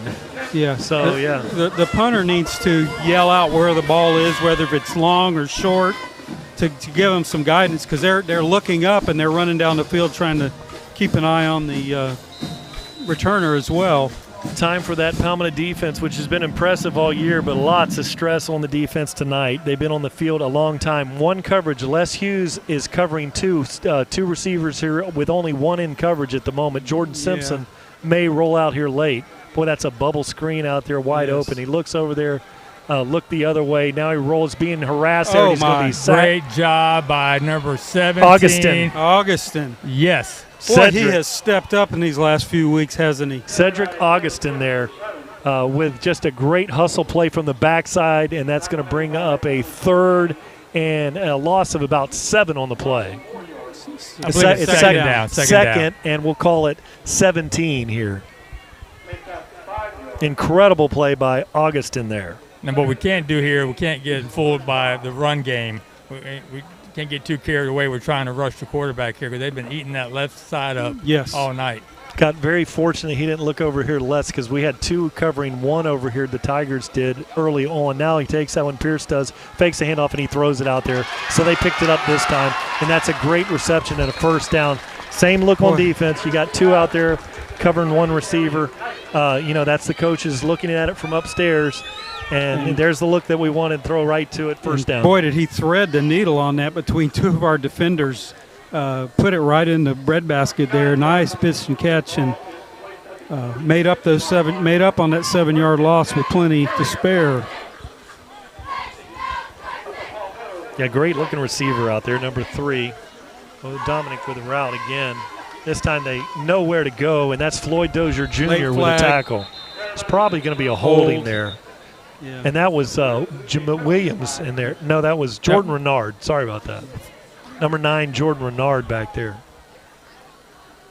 That's a face mask on us. Wow. Goodness. That's a tough one. That's there. painful. That's a tough call. Must have been from one of the other defensive linemen there. Hands to the face mask. Tough break because Jordan Renard was across that A-gap there in a hurry. So ball now is spotted at the 33-yard line. 1:25 on the clock. Palmetto Tiger defense with a 5-man front. He looks. Augustin comes, and he's going to get him. Again, 2 sacks on this drive by Augustin. Wow. Cedric Augustin coming out of that defensive end position over there for another big sack. It's going to stop the clock here with 1:10. As the Terriers take a timeout here, I wanted to talk about the FHSA website for the latest official news about Florida high school sports, including results of all rounds in the 2020 FHSAA Football Championships. Visit FHSAA.com, the new official website of the Florida High School Athletic Association. That's www.fhsaa.com. Catch live and on-demand postseason coverage of Florida high school sports at www.nfhsnetwork.com. Brought to you by the NFHS Network, the official online partner of the FHSAA. Good job, Brian. Next time I want you to do that with crackers in your mouth. Feels like an episode of Sesame Street sometimes. You know, Cedric Augustin has really come on here, but he reminds me of Jason Pierre-Paul with the Bucks. Linebacker, outside linebacker, just a terror rushing the quarterback. And big plays here. Brings up a 2nd and 9 here for the Terriers. And Augustin's there again, rolling. And this time he falls. And this time it's going to be Jordan Renard with a tackle. Big loss on the play. Augustin set that up, forcing the quarterback to come in Jordan Renard's way. And you can see those strong hands. And he just and now for pummeled him. If you're watching from outside of the state of Florida there, Jordan Renard, number 9 for the Tigers. He's only a sophomore. He's listed as 6'4", 255-pound sophomore defensive lineman. You're going to see Jordan play on Saturdays. Oh yeah, he's getting lots of looks already from Power 5 schools. And the thing is about being a sophomore, he's a 2-year starter too. Played on our semifinal team last year as well and played well. You know, Cedric actually fell on that. On that last play. He probably would have had another sack, but luckily we were able to get Jordan over there cleaning up. And just so you know, the last 2 timeouts have been taken by the Tigers, not the Terriers. Wow. So that was impressive. And dial him up over there, Coach Brazelton there with the Tigers, and Greg Wall, the defensive line coach there. They're throwing a lot of different looks at these Terriers, and it's been very effective here. And really, it's a make or break with, trailing in this one 13-6. The Terriers were in great position here, and now the ball is spotted at the 40-yard line, so it'd be a 57-yard kick from here. So they're going to have to get this one, down all the way to the 25-yard line for the first down. So a long way to go here for Pierce. He looks, rush is coming.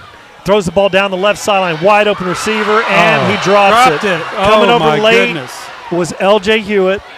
He actually overran the ball. Great speed did the receiver, and that was number 3.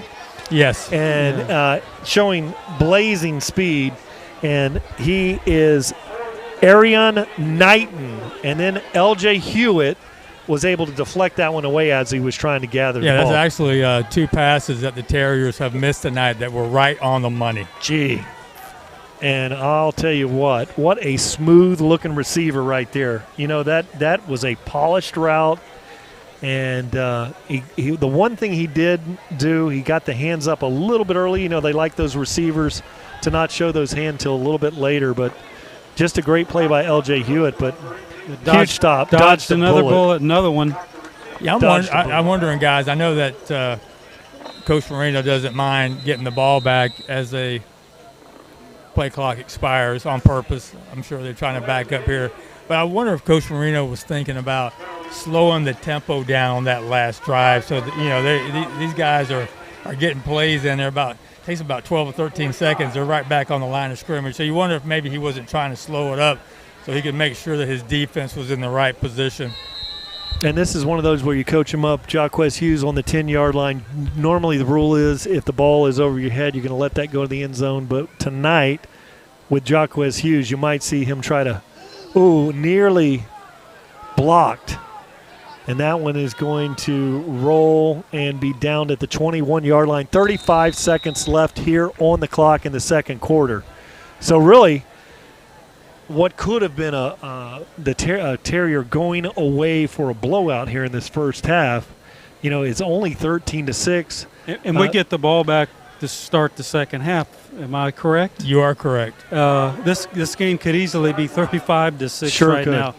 Sure could. Defense has bend but not break many times tonight, and and we've dodged some major bullets.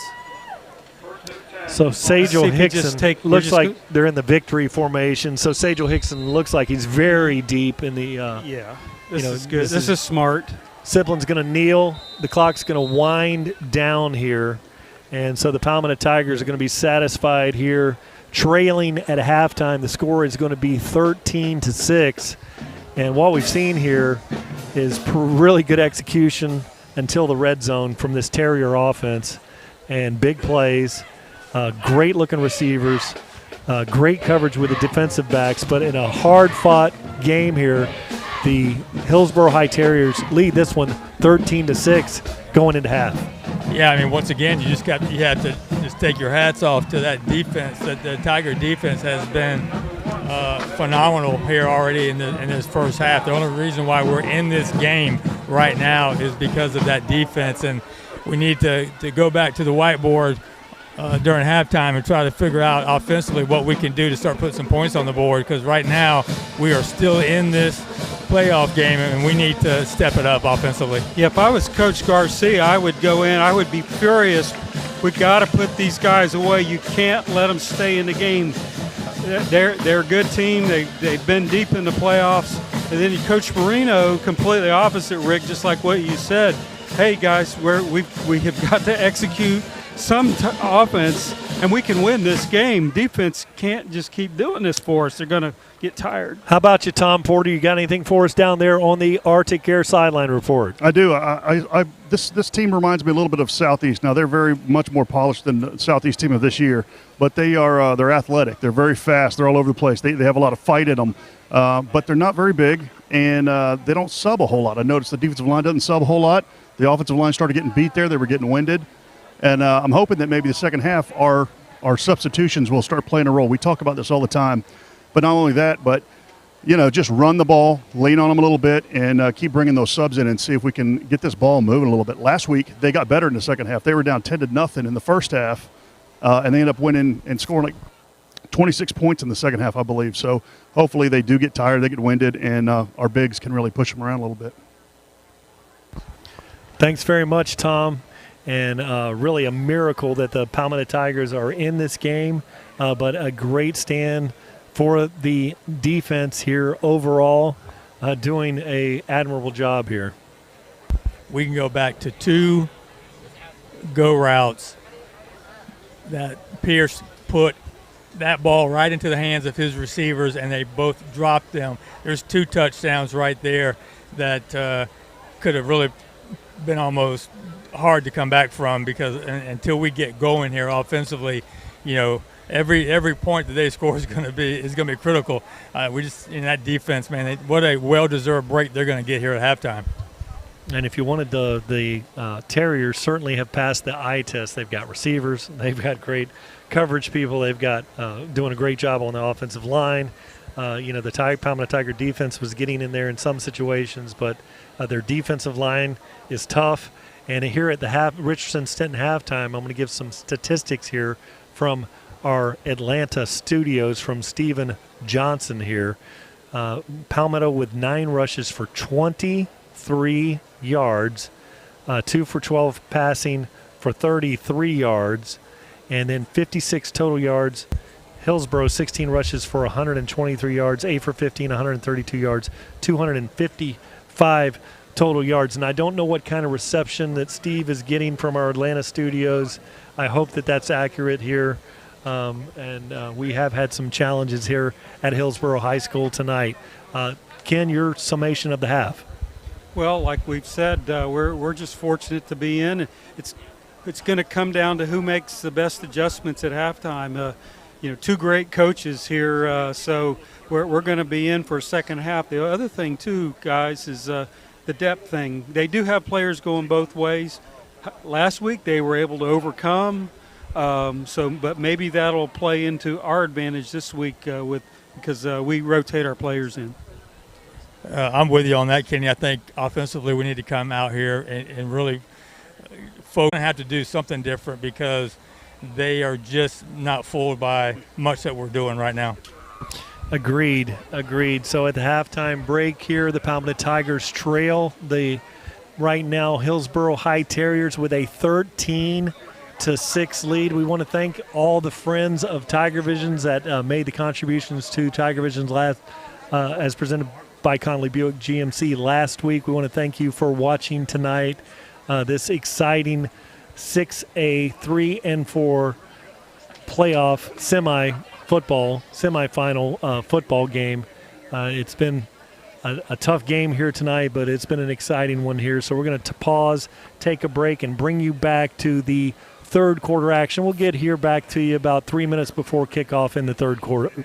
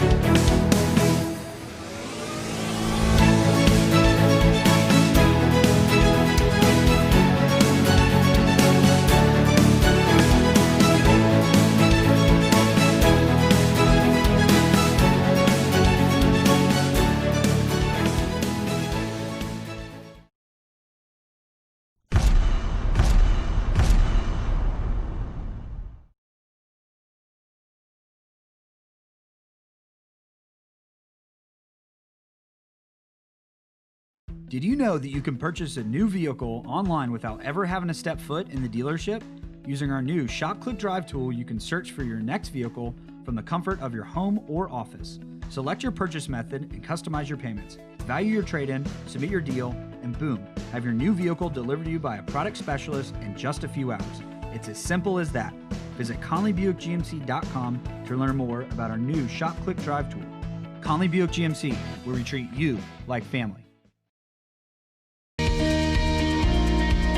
Hey, this is Casey Scott, husband, father, artist, golfer, diver, fisherman, lover of life and family.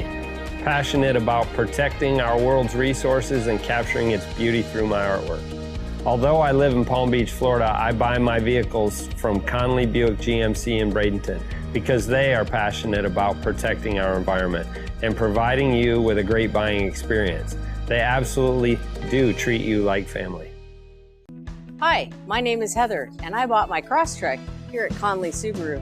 The eyesight feature in it saved my life. So I was driving down 41, a car pulled out and ended up causing an accident. Fortunately, my Subaru with eyesight helped save my life by braking and even slightly turning the vehicle as I was going through this. I love my Crosstrek. I hope you buy your car here at Conley Subaru, where they really do treat you like family.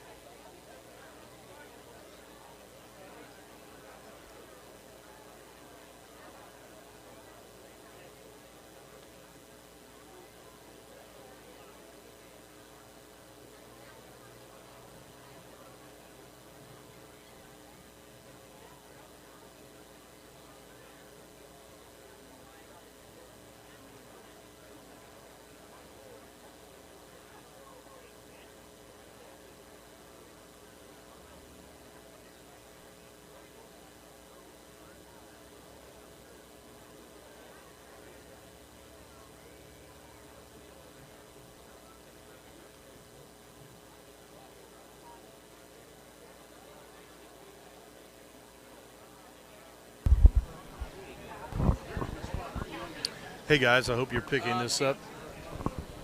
Ready? Are you ready? All right, go.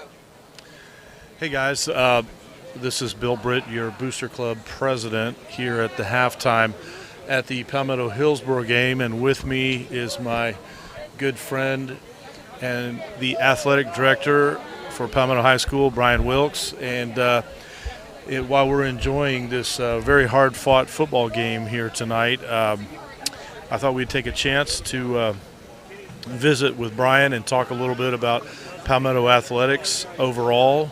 Brian, you've been on the job now for what, about 2 months? Yeah, about 2 months as of about a couple of days ago. Yeah, and you got thrown into the fire, not coming in. It wasn't the normal time that you would normally assume that job, and of course we all have been dealing with the COVID situation, both the boosters as well as and the athletic department. We work hand in hand, and it's been a challenge this year, but I know we've got some good things coming up, and maybe you can highlight for the fans what we are going to be seeing in the very near future. Yeah, I would like to also bring up the things that's in the past that we've had. We've had a golf state placer, state qualifier. Sure. We took the cross-country girls and boys team to the state tournament.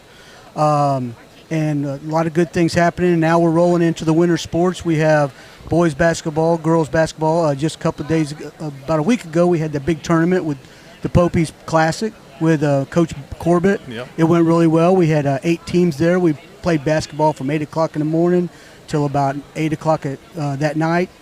And it was a great time. Everybody had a good time. And now the basketball team, wrestling, just had their classic last Saturday. Wrestled 6 teams. They did really well.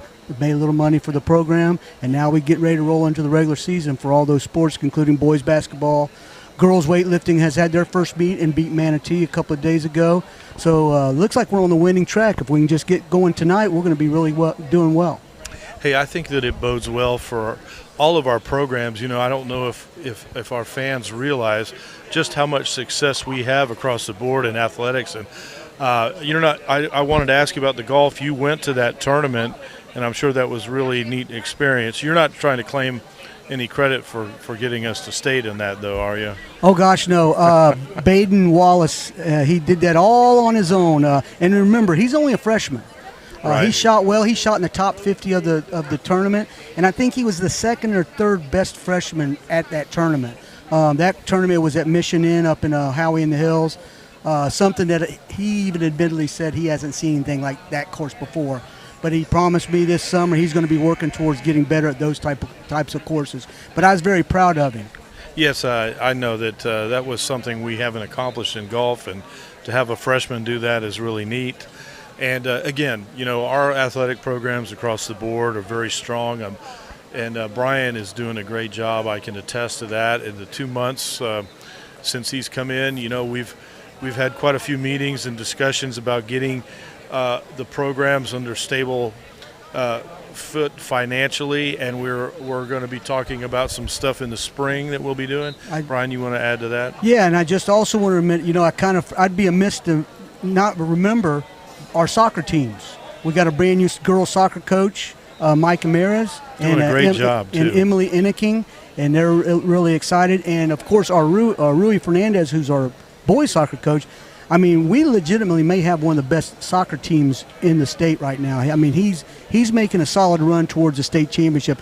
I know they had a little hiccup the other night and tied a very, very good team, and they were down 2-0, so they came back and tied it up. So I was really proud of that. And like I said, we got some new coaches. Nolan Lofgren is our new baseball coach. And I'm probably forgetting a couple others that we've hired. But, yeah, I'm looking forward to, some people question, you picked a bad time. You picked a bad time to leave me, Lucille. Well, you picked a bad time to be an athletic director, coronavirus. But we're working through it, and I have lots of support. Everyone's been very helpful to me, family, friends, and then, of course, the staff at Palmetto High School. All have been behind me, helping me get through this. Sure. No, I have no doubt we will come out of this in fine shape. But, coming in with the questions about what were we going to do. I mean, we had meetings all throughout the summer and the first part of the school year, and it really looked like a mess. And I got to say that I've been really proud of Brian and the staff, because everybody looked to us as a blueprint for how to manage and set up the football games, and everybody associated with Palmetto High School did a fantastic job. And once again, we are making a deep run into the playoffs. We are in a dogfight here at this football game. You know, when you get to this point in the playoffs, there are no lights off. I mean, you know, the first playoff game we had technically was a blowout. Right. Once you get past that first round, it's anybody's ball game if you don't play your best each time you come out. And so we're seeing that tonight. Both of these teams are showing a lot of talent on the field. Well, I'll tell you, I think Hillsborough's probably played the better football this first half. We've been battling back. Field positions kind of hurt us the whole game, but with that being said, we're only down 13-6. So if we come out and play the Palmetto Tigers football that we know we can, and I think that's going to happen, we're going to get these guys tired, which is our MO. We get teams tired. This isn't the first time we've been behind in a playoff game. Not at all. No, we're used to this situation, and I think the guys will be ready in the second half. And I look to see us, you know, lean on the running game a little bit more in the second half and try to wear down this very fast but a little bit smaller Hillsborough team. So I look for good things for the second half out of the Tigers.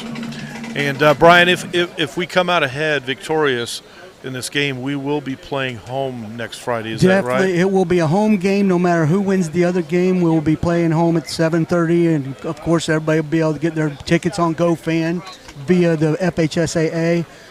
Hopefully, I'm looking forward to that game. So I've already been planning for it. So I hope my plans are able to follow through next week. Well, then I guess the Booster Club, meaning me, better get busy then if we've got a game next Friday. But we will be ready to go, and our fans and everyone will be really excited, you know, if we can get this win. So, you know, we have a tough battle ahead here in the second half, but we feel good about our chances with the style of play that we have. So, we get the ball the first half. We get the ball right off the bat, so let's get some good field position, and let's drive it right down their throat. Right. Okay, well, Brian, thanks for taking the time to update us. Oh, thank you. And to our fans, enjoy the second half. And I'll turn it back over to my friend and colleague, Brian Varnador, here momentarily. Go Tigers.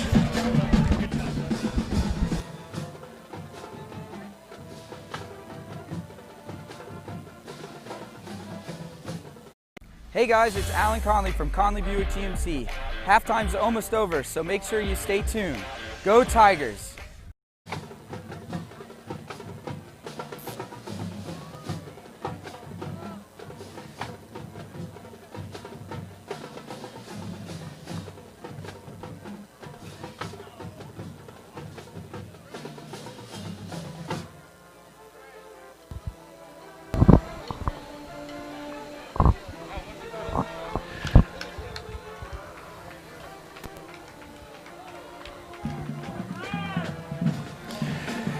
All right, Ken. Great to be back. Great to be back here in the underneath the tent here. One of the great things about TigerVision, we try to be a neutral broadcast, especially here during the playoff times. And we've had a few challenges tonight, but we were able to talk we were talking about the great kicker that's down there, you know, Long. And he is the extra point, Zach Long, the field goal and extra point kicker for Hillsborough High here tonight. And we ended up talking to Jessica. She had watched some of the TigerVision previously, and she said that her mom and her father, Kathy and Mike, are watching from Shamokin, Pennsylvania tonight. And it's great to have fans looking in. And I wanted to say a special shout-out to Kathy and Mike Long watching from Shamokin, Pennsylvania. Now get a kick out of good service to receive this kick is Jaquez Hughes, and Long will approach this one and kick it away. And get a kick out of good service with our friends at DeVito's Auto, located in Ellington. Zach Long approaches the ball.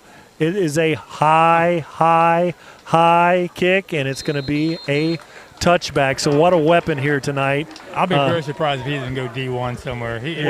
What do you think? No, talking to his mom, he's not getting a lot of looks. Really? Yeah, I'm shocked, but it's just this COVID thing. The colleges are not going to be recruiting because everybody's been granted an extra year in the lower divisions. So unless they move some people out, there's not going to be a lot of athletic scholarships. But we'll see. We'll see. He's going to end up somewhere. He's too good. He's got the look, and he's got that thump that you hear from a kicker, and you only hear that from strong-legged kickers. Now the Palmetto Tiger offense takes this first and 10 from the 20-yard line, opening up this third quarter. Alzavian Houston is faked to him on the jet sweep, but holding it is Josh Siplin. Goes ahead for a 1-yard gain on the play. I've been very impressed with the Terriers' defense. I mean, they don't come out of their lane. They are very disciplined. They're not fooled by too much, so we're going to have to switch it up here a little bit. Yeah, they've had 4 shutouts this year. They're pretty good. Throws a little pass out there intended for Sajel Hickson, incomplete pass. Stops the clock with 11:35. It's going to bring up a 3rd and 13. Not really what you dial up at halftime. You want to come out here and pick up a few yards on first, a few more on second down, and hopefully have a third and very manageable. It's those little plays that we just have not been able to connect on here. Well, we're 2 for 13 passing. That says it all right there. So it's actually a 3rd and 8 here for Siplin. He looks, throws it out there, nice looking route, good throw, ball's thrown low. Zorian gathers, goes down there and does gather that one in for the first down. Yeah, so really good job there by Zorian just to go down and get that ball, keep it off the turf, and we needed that. Yeah, just move these chains and get a little confidence here and see what can happen. Hands the ball off to Siplin, needs to get a block out there from receiver, cuts it up, still on his feet, maintains his balance, rolls forward for the first down, a ridiculous run by Sajel Hickson. Yeah, that's what we've been talking about. Just give Sajel a little bit of daylight and let him do the rest. That's vintage, but he's got that ball out there. That's the only thing that scares me. So about 1st and 10 for the Tigers on this very important drive here, trying to go out there and see if they can tie this thing up and then put it on with a lead. But first, got to advance the ball down the field. 1st and 10. Siplin looks. Boy, he looked comfortable. Wide open receiver. Zorian gathers, has to go down. That's all makes right. A smart play. We caught the ball. We're high-fiving here. That's all that matters.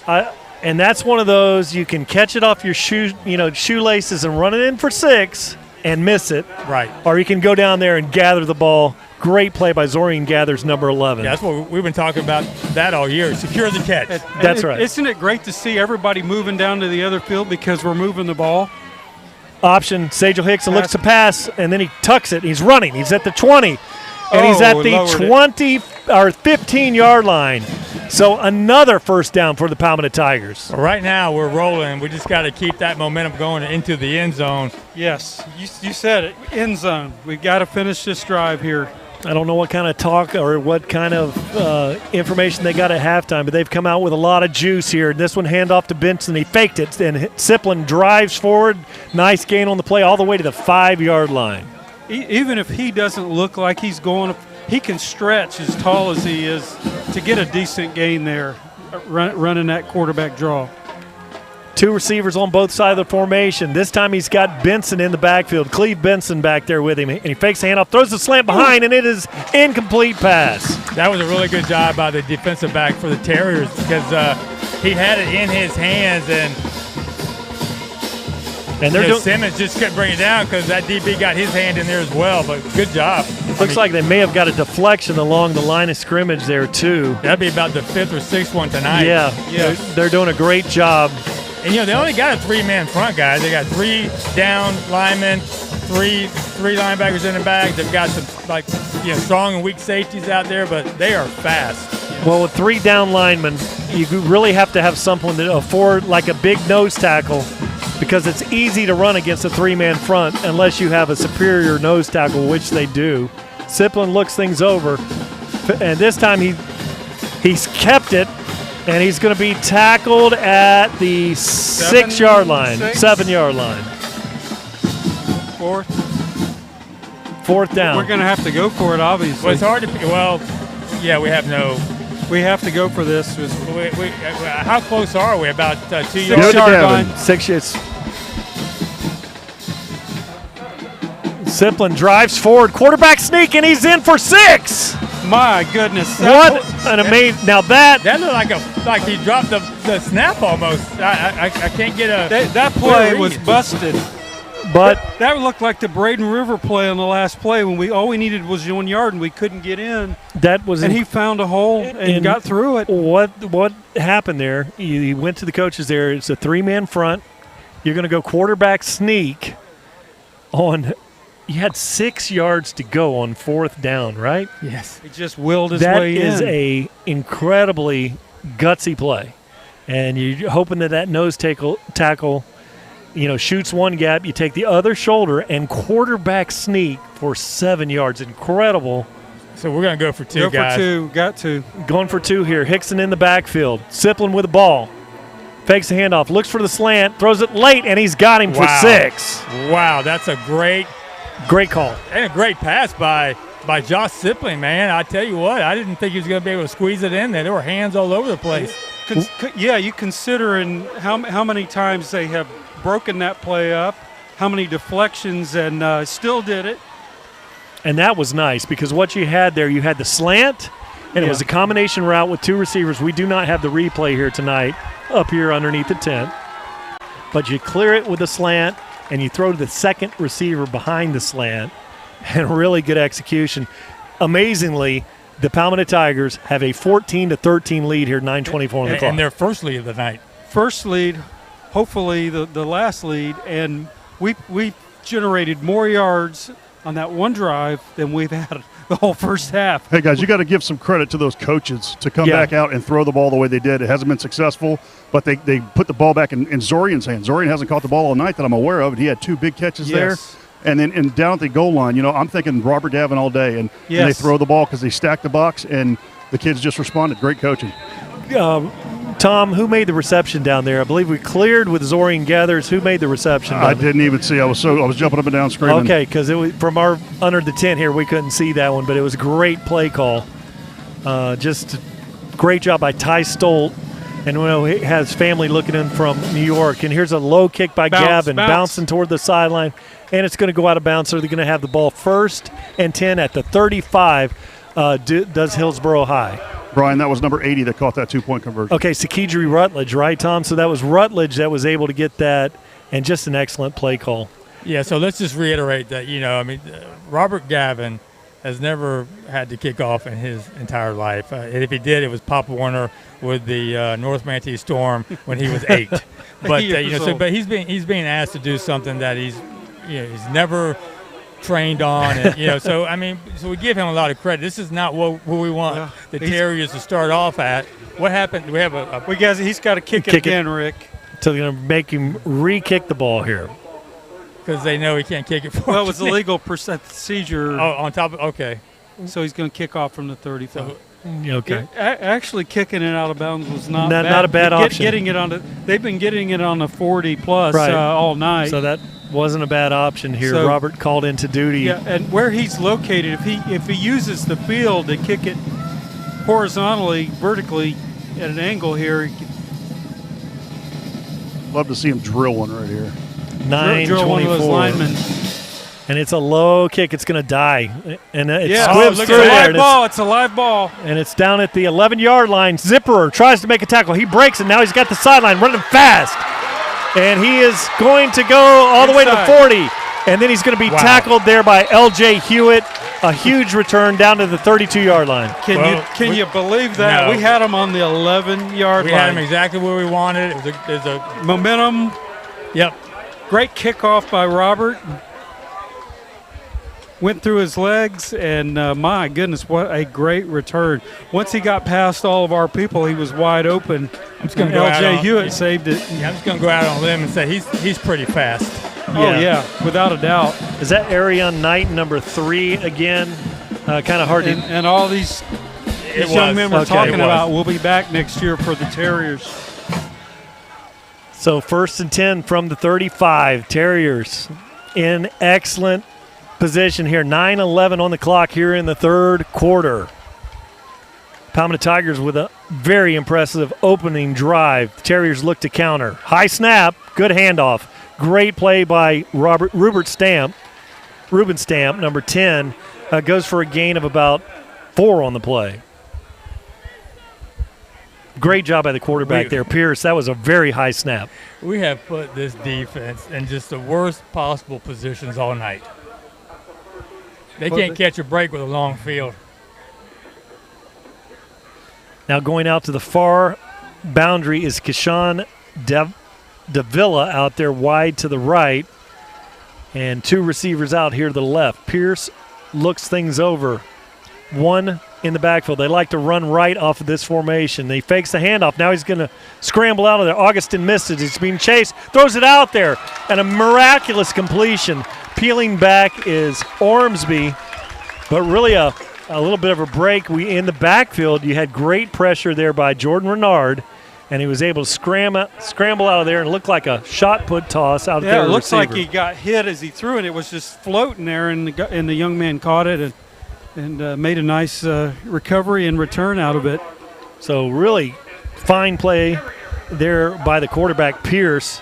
And, we've seen great things out of Caleb Pierce tonight. He's very good with the handoffs. Now he has 2 receivers out here to the left. He brings 1 in motion to the right. Fake the jet sweep. They give it to him, and he's got it. Looking for the edge. There was a holding out there. No call, but then he goes for about a 2-yard loss on the play. So they tried to go with Arion Knighton, the speed merchant, out, but the Palmetto Tigers looked very fast on the boundary. Yeah, I think they were holding Augustin on that play. He was trying to get off of it, but he was not happy with the no call on that. But at least the rest of the D had his back on that play. Yeah, the Terriers have had great success running that jet sweep with number 3 there, and the Tigers have pretty much kept that under control tonight. And they're nice. Number 3, which is Arion Knighton, and number 1, Jordan Bailey from the receiver position. He's also lines up at running back. They are dudes. They are very good football players. This time Pierce looks. He looks, and the ball's high, nearly picked off Jaquez Hughes. And then back, that was Jordan Simpson, I believe, back there. Or was that Jalen Wester back there in the back? 24 there, which is Jaden Dunbar. Jaden Dunbar. Yeah, Dunbar was right there. 10th grader. Still, maybe not the best pass of the night for Pierce, but still should have been caught. Came out a little hot. 7:03. You're not kidding. Stops it. But I tell you what, Pierce has got. He's got an arm. Yeah, he's not 6'6" and 215 pounds, but he throws the ball. He can throw it, and he puts it on the money too. 6 foot, 185. Junior. He has a lot of arm talent back there. He's a gamer, man. That's all you can say about him. He knows how to play this game.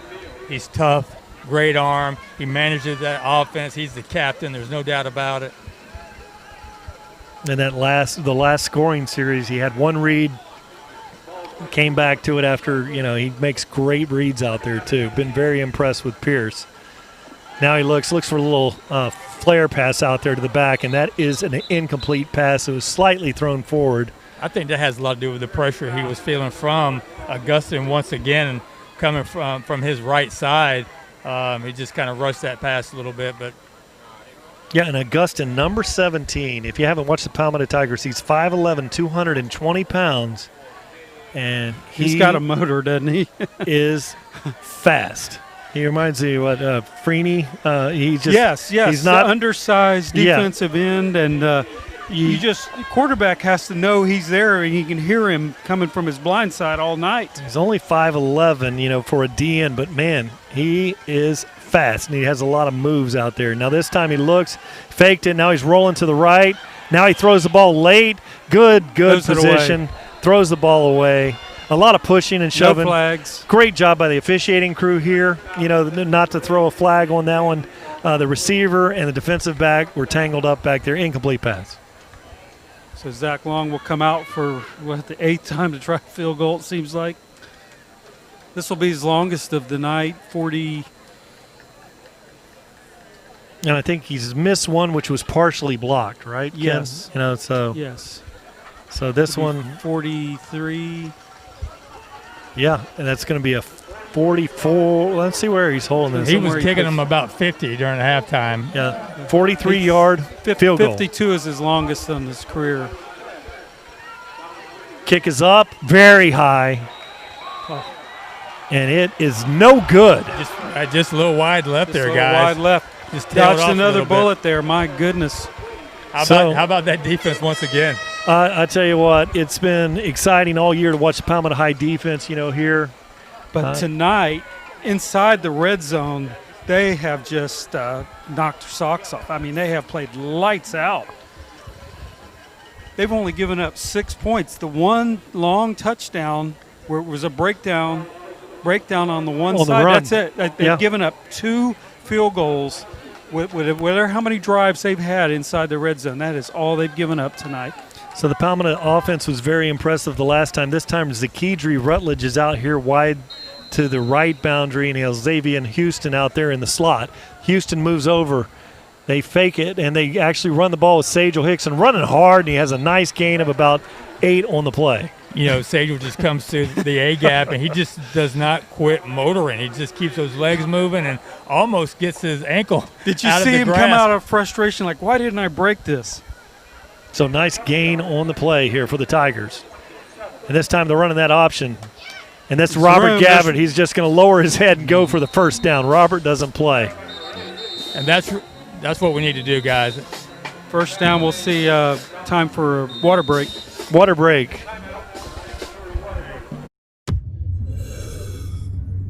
Every day, 192 people in the U.S. die from drug overdose, but they don't have to. In Florida, if you're trying to save the life of another person, you're protected from prosecution by the Good Samaritan Act.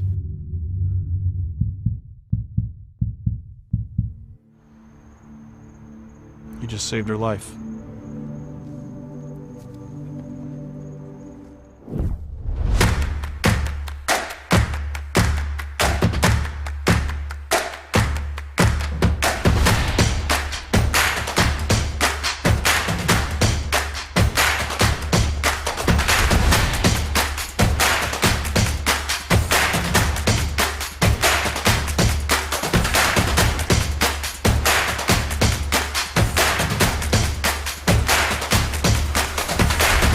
In motion, hands the ball off to Sagel Hickson, bounces out, breaks a tackle, still going forward, kept his balance, driving. He's all the way to the 38-yard line. Rick, a 5-yard loss turns to a 7-yard gain. Yeah, I don't think I've seen Sagel run the ball any harder than he's running tonight. They're playing for one more game. This could be their last half. 5:37 on the clock. This team looks like he has Benson in the backfield with him. Benson has it. He's going to be tackled in the backfield. Great play back there. And that was number 40. Not sure if I got a number there. Great play in there. And you probably have a better look on it, the replay, than we do up here from underneath the tent. So I apologize to the fans out there. Didn't get a number on that, but a great defensive play. Hickson's in the backfield. He slips it out there. Run it. And that's Siplin. Breaks the tackle, and he's going to be tackled at the 38-yard line. Which will make it a 3rd and short here. Manageable. It's manageable, and that's all we asked for. That's all we asked. And unfortunately, the entire first half, we didn't have a lot of 3rd and manageable plays. That was 4th down. Oh, that was 4th down. Yeah. So 4th down, Robert Gavin's going to drive this one away. 4:44 on the clock. Gavin goes back to punt this one away, and he's going to punt this one to the very dangerous number 1, which is Jordan Bailey back there. That's Jordan, Jordan Bailey. Good snap. Boy, very nearly blocked. There's Maybe a flag, roughing the punter, and that's going to be enough for the first down. So I don't know if he had a piece of that or not. Obviously not, because the flag's on the play. And those are the kind of breaks that you need. We haven't had any breaks tonight. We've had a couple of personal fouls go against us, so that's just a really good way to get this offense back out here. And hey, you know what? You got to make it hurt. You have to make this hurt right now. 4:18 left in the 3rd quarter. You know you got a dynamic offense right here going against you. We've got to get a little bit of a break here, put some more points on the board, and make this a 2-score game. So now the Palmetto Tigers will have a 1st and 10 there following the penalty. That was a huge play there that was running into the kicker, and that was the 5-yard variety, but that was all the Palmetto Tigers needed. Benson in the backfield with Ziplin. And over there, he's got Callaway out here, number 84, wide to the right for the Tigers. Ziplin looking very confident, throws a high ball down the seam, trying to get a receiver out there, interference. And that time had Sajel Hickson out of the slot back position, I believe, was running just a simple arrow route down there. Well, I mean, you can't complain too much. The DB just ran over Sajel as he's trying to backpedal and catch that ball. He just ran right through him. Yeah, it was a catchable ball, but just got tangled up. And well, hey, Tom Porter, I see you directly on the sideline over there. You had a good look at that. What'd you see? It looked like he just turned around a little too early. If he would have stayed in stride, he probably had a good shot to catch that ball. He turned around and had to backpedal 4 or 5 times and just lost his balance at that point. But he was being held prior to that. So okay, so you saw the defensive holding there on the way back? Yes, sir. Okay. 1st and 10 for the Tigers, 4:10 on the clock. 2 big penalties for the Terriers back-to-back. This time Ziplin gets it, the flag comes out. It's probably going to be a false start on the Tigers. Let's see. Yeah, it came from the side judge, so yes. Procedure. Looks like it's one of the receivers, boys. Yeah, one of the receivers, illegal shift for a false start because it came, as Kenny mentioned, from the side judge. So that's going to be a 5-yard penalty, be a 1st and 15 for the Tigers. 4:08 on the clock. Passing situation here, Rick. However, if you roll up in a 3-man front and you're dropping 8 in coverage, it's a good running down. Screen. I'm saying a little screen right here to Sajel Hickson. Let Sajel get the ball in his hands and make something special happen. I'm looking run here with Sajel Hickson. Now he throws it out there to a receiver. The ball's thrown wide, had an open receiver out there, and an incomplete pass. I think we had number 88 out there in the right route for the Tigers, which is Jamarian Simmons out there, 5'11", 170-pound junior wide receiver. These DBs for the Terriers are really quick. I mean, they seem to cover well. They do. They don't really get fooled too much. They hard to get some separation on them. So, yeah, we had to continue to do like we did that last drive and really mix it up and try to put them on their heels because right now they're right on top of those receivers. Oh, Sajel Hickson's got a crease, makes one miss, still on his feet, goes, it might have been a face mask there. So it's balls on the 42. And Sajel Hickson got that stiff arm out there on the other player's face mask. And I think in retaliation, he grabbed, when the defender reached up and got a little face mask and is going to get the call. They may waive this one off. Let's see. Because we know that Hickson likes to run with that stiff arm. He's not afraid to put that hand out there. So let's see the call. Face mask on the defense. You called it, Brian. 3. That is another break. That's 3 big penalties. We've got to capitalize on this. And I don't know, I'm sure you can hear the band, but we've got the fan base, the Hillsborough. Getting a little hostile. They were a little agitated on that pass interference and still a little upset. 3:49 on the clock. Sajel Hickson running wide and still going, gets tripped up there. An amazing play by number 7 there. Just reached out and caught. That was, and I don't have a 7 on the roster that I'm looking at. Very sorry about that, but just amazing tackle there. Ziplin keeps it. Tuck the ball away, running hard, running high, and he goes for a 1st down. I have to say I'm really liking the play calls by Coach Ty, Coach Marino here. A totally different look than the first half. And Josh making good decisions whether to pitch or keep. And got to finish this drive. Now we have a timeout, Hillsborough. I believe that's the first timeout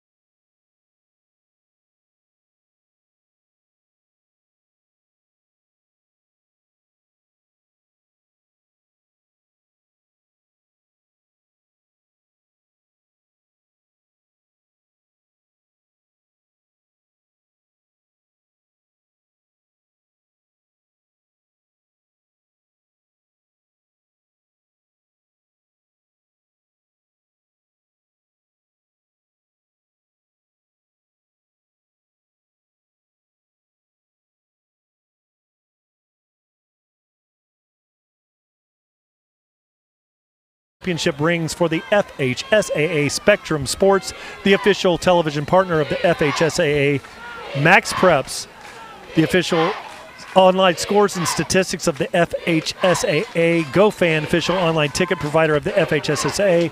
The NFHS Network, the official online partner of the FHSAA. And Wilson, provider of the official game ball for the 2020 FHSAA Football Championship. Siplin waits, 2 receivers on each side. Robert Gavin with the ball, looking for a crease. He's out there, lowers his head, rolls across. Nice gain on the play. Yeah, just before that, Brian, when you were reading your little spill there, Benson picked up about 5 yards on first down, so we're about third and 2 here. Yeah, I'd just say keep running the ball. We've got them right where we want them. We don't need to throw it. We've got an injured Terrier on the field. So here with a stop in the play, 2 minutes and 36 seconds on the clock. You know, on the last drive, boys, I'm watching Sajel Hickson. Every time he gets tackled on the ground, he gets up like Jim Brown. You remember how Jim Brown used to get up like he was dying every time he stood up? Yes. And then he gets back in the field, and they give him the ball again, and he is just right back like a greased pig back there. He is just so fast, but then he gets up slow again. It's kind of funny to watch. Oh, that's like throwback. Jim Brown and Grease Pig, as children, they used to allow us to do that at the Manatee County Fairgrounds. Oh, yeah, I remember that. You know, I yes. think that Yes, you know, these days you're not allowed to do those kind of things. Well, now they have mutton racing. They do that still. Yeah, and that's awesome. Manatee County Fairgrounds, one of our great sponsor. If you haven't had the chance to get to Manatee County Fairgrounds located in Palmetto, you know, you always have that great fair food, good eating, and great fun. You've got live animals there. You can have the children feed the animals. It's just a great family-friendly event there in Manatee County, located in Palmetto. You're making me want to get a corn dog. Yes. And I hope there really is going to get to be a fair this year. We're hoping. All right, here it is now 2nd and 4, or very short here. Looks like second and about a yard here for the Tigers. Siplin hands the ball off. Hickson running hard, and he's going to drive forward for the first down. So that's going to bring up a 1st and goal from the Tigers, and it'll be at the 8-yard line. Yeah, that was another good job by Sajel. He goes through the A-gap. He was trying to go through off tackle, but he sees it's nothing there. And look at him. Look at him go. Sajel Hickson splits him, and he's going to go to the 1-yard line, depending on the spot. And you can see the offensive line getting right back up there. Receivers lined up. They're not giving them any breaks whatsoever defensively. It's Siplin back there. Hands it off to Hickson. Big hit. And he powers forward they're going to call him just short. And that was not the nose tackle. That had to be the linebacker in there, and I apologize. 2 pretty rough spots at the end here, boys. Both runs. I agree. And, you know, they had 12 men on the field. He did not get off the field, and I'm talking about the Terriers. But referee didn't call it, so it never happened. But Tom, did you catch a number on the linebacker there on that hit? That was a tremendous hit. And I was looking right down the line. I couldn't see a number. Okay, sorry about that. Got those black jerseys on. Very difficult to see from here. Just sneak I'd it in. imagine it's number 2, though. Hey, I take number 1 on the quarterback sneak. And they movement, and it's going to depend on the call. I thought it was on the defense, but it wasn't. It wasn't. It's on us. Wow. It's on the Tigers. So how big was the spot on the last call here? Now, you know the situation with Robert Gabbert, field goal here. You know, we've got a kicker. We've got to probably go for it. But it's only 3rd down. It's going to be about 3rd and 6. Yeah, that was a rough call and a rough spot on that last play. So running in late is Siplin. Talk things over there with Coach Marino. Ty Stoll up in the press box working feverishly. He may be up in the visitor stands over there calling this one. Siplin takes the ball out of the shotgun this time with Hickson in the backfield. Hickson running hard low into the end zone. Ball's out. He's in. He's down. They got him down. They got him down? They got him down at about the about 6 inches, boys. 6 inches. So line right back up there and let that 6'4" quarterback. Don't jump off sides.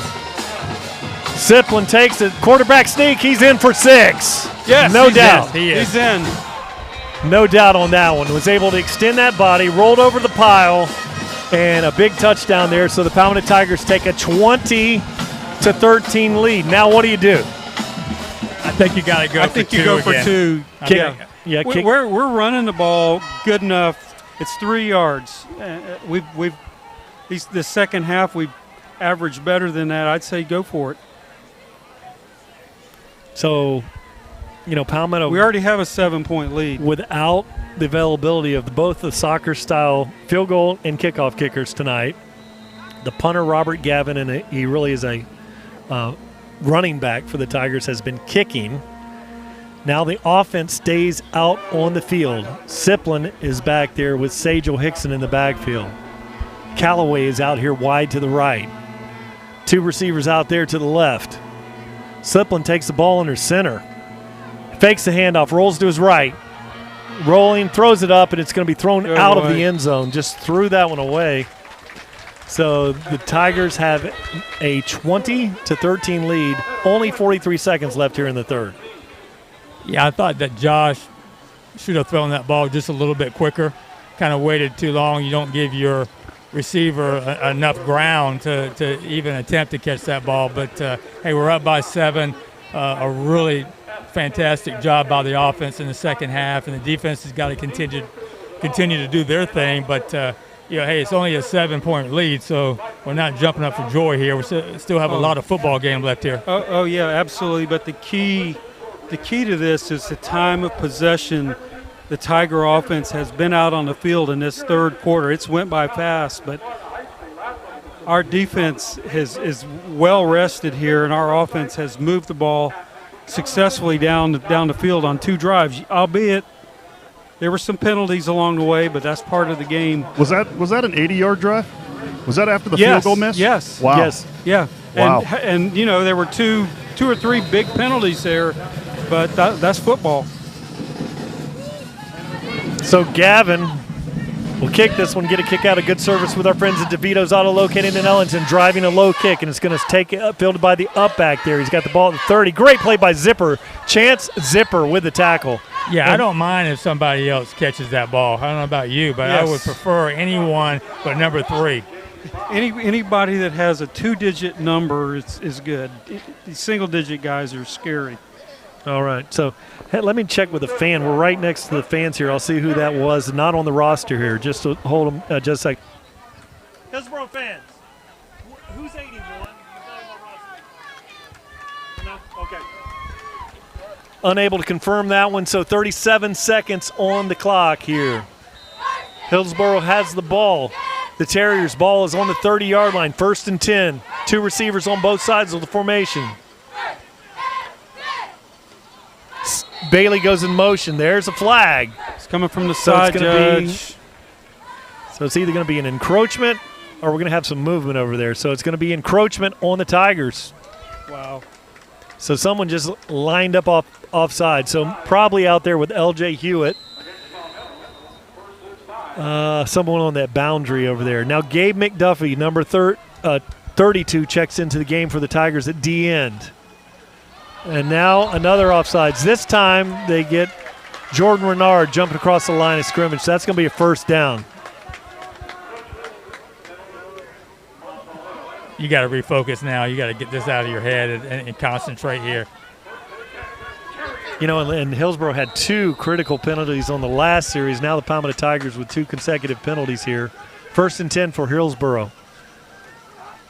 Send Bailey in motion. Looked over there early. Now he throws it late across the middle. There's going to be a flag. Hold. That's probably a hold. It could be either defensive holding with one of the linebackers with a crosser or holding on the interior line. I saw Floyd trying to get in there. He was being corralled pretty good there. I think it's going to be a hold on them. All right, so where the direction he was throwing the flag, you got it. So you got it. So that'll be a 10-yard from the spot of the foul. That'll bring up a 1st, and depending on the spot there, but it should be about 1st and 20.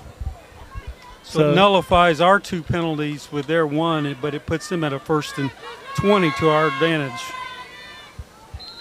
So getting behind the chains here are the Terriers. An offense that was extremely efficient early on in the first half, is starting to self-implode here a little bit in the third quarter. Only 32 seconds remain on the clock here in the third. Pierce looks, hands it off. Boy, that running back is running fast there, and that's number 2, which is Joseph Sip Jr.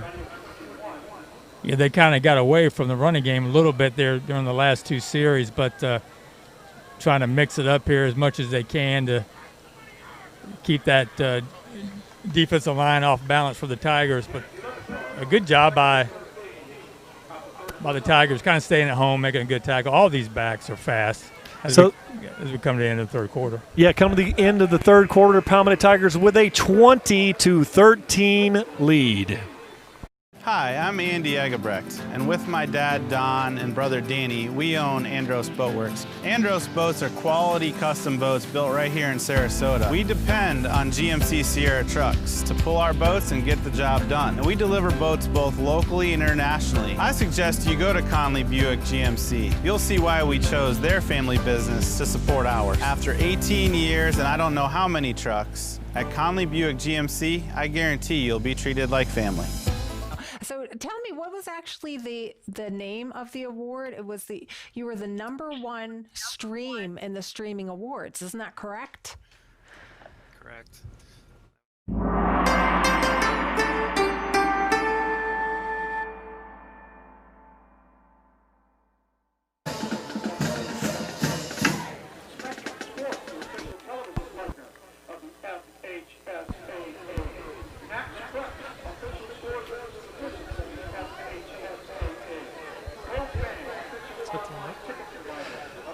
All right, a very important series here for the Terriers. 12 minutes on the clock. Fourth quarter begins. Pierce looks over things, fakes the handoff. Now he looks for the long ball out there. Beautiful looking spiral out there. Wide open receiver, and he is gone.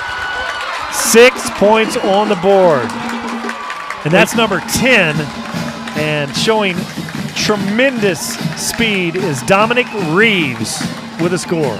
Well, you knew it was bound to happen at some point. They've had 2 long go routes that were right in their hands that they dropped, but they come away with a big score here early in the fourth quarter. Beautiful looking touch on that pass. Got it out there, and you could see a tremendous speed of that receiver out there. So very important kick here for Zach Long. Oh my, almost got it. And they're going to call offsides on the Tigers here. The kick was up and good. But, the whistle did blow, which in high school, if you're offsides, it's a re-kick whether you make it or not, which is a strange rule in high school. It's not going to be assessed on the kickoff. If the Tigers encroach here, it's a re-kick whether you make it or not. Puts it on the 1.5.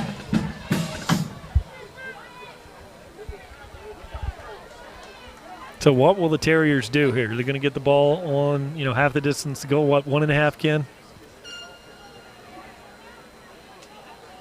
Yeah, essentially it goes from a 20-yard field goal to 18.5.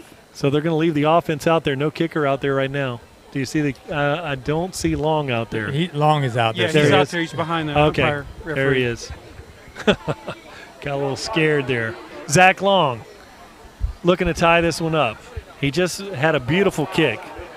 Palmetto Tigers with an extreme overload left or to the right side of the kicking team. Look at that. Look, is there I count 4 or 5 of them. Is there only 11 out there, Ken? That looks like a lot of white jerseys out there. It looks like they're going to decline. Can they decline that penalty and re-kick from the original spot? Yeah, it's immaterial. It's either 18 or 20-yard field goal. Good rush. And the kick is up. Now they've roughed the kicker here. So the kick was up and good. And they've roughed the kicker. No, that's it. Did they throw a flag on that? They did. They did have a flag out there. Okay. Well, they'll assess that on the kickoff. They can assess that on the kickoff. Well. So what we'll see here now, the score is 20-20 tie ball game here, 11:51 on the clock. He's going to kick the ball up on top of that building over there is what's going to happen. In high school. A good onside kick. Absolutely. You're going to get the ball on the Palmetto Tiger 45. If you do an onside kick, 10 yards gets you to the 35-yard line. Yes. An excellent opportunity for an onside kick. Oh, yeah. Or a pooch kick. We've seen Long, he's able to get the ball up very high, very early. So you start him out on one of the you start him out and kick to one of the corners with a high pooch kick is available too. Going to be very important for the Palmetto Tigers. You got some options here. Fair catch. It's a scary situation for the Tigers here. Well, I know back in the day, Coach Robbie would mandate that some of those short pooch kicks be fair caught. He wanted those upper tier players running that ball. He just wanted you to fair catch it and let's get the offense out there. So here we go. So look at those up backs out there. Number 81 out there for the Tigers. Benson's out there as an up back. And he's just going to kick this one through the end zone. So he just drove that one, 15, 20 yards out of the back of the end zone here. Palmetto have the ball first and 10 from the 20. Yeah, you're going to have to get an Uber to pick you up to go find that ball. Yeah, it's like he was trying to score on that soccer goal way down there in the far corner.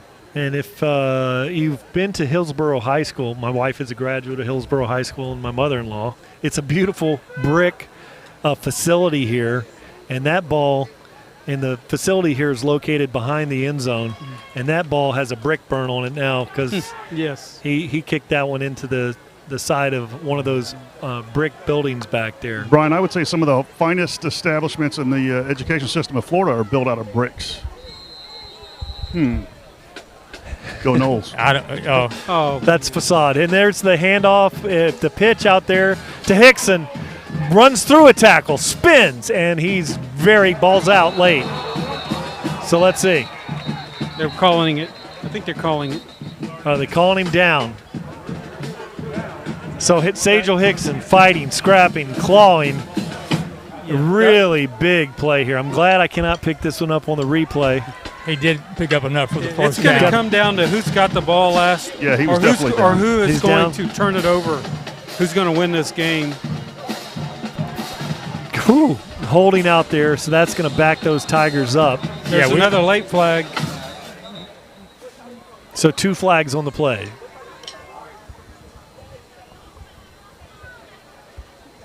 These are the times in sports where you cannot get too tight. Just do your job. You've practiced 1,000 hours out there in 95-degree heat. So you just got to give yourself a chance. Just do your job and try not to do anything too crazy here and switch that momentum back over to the Terriers. I think every referee on the field. We got it. What, helmet to helmet? So they're going to decline the holding.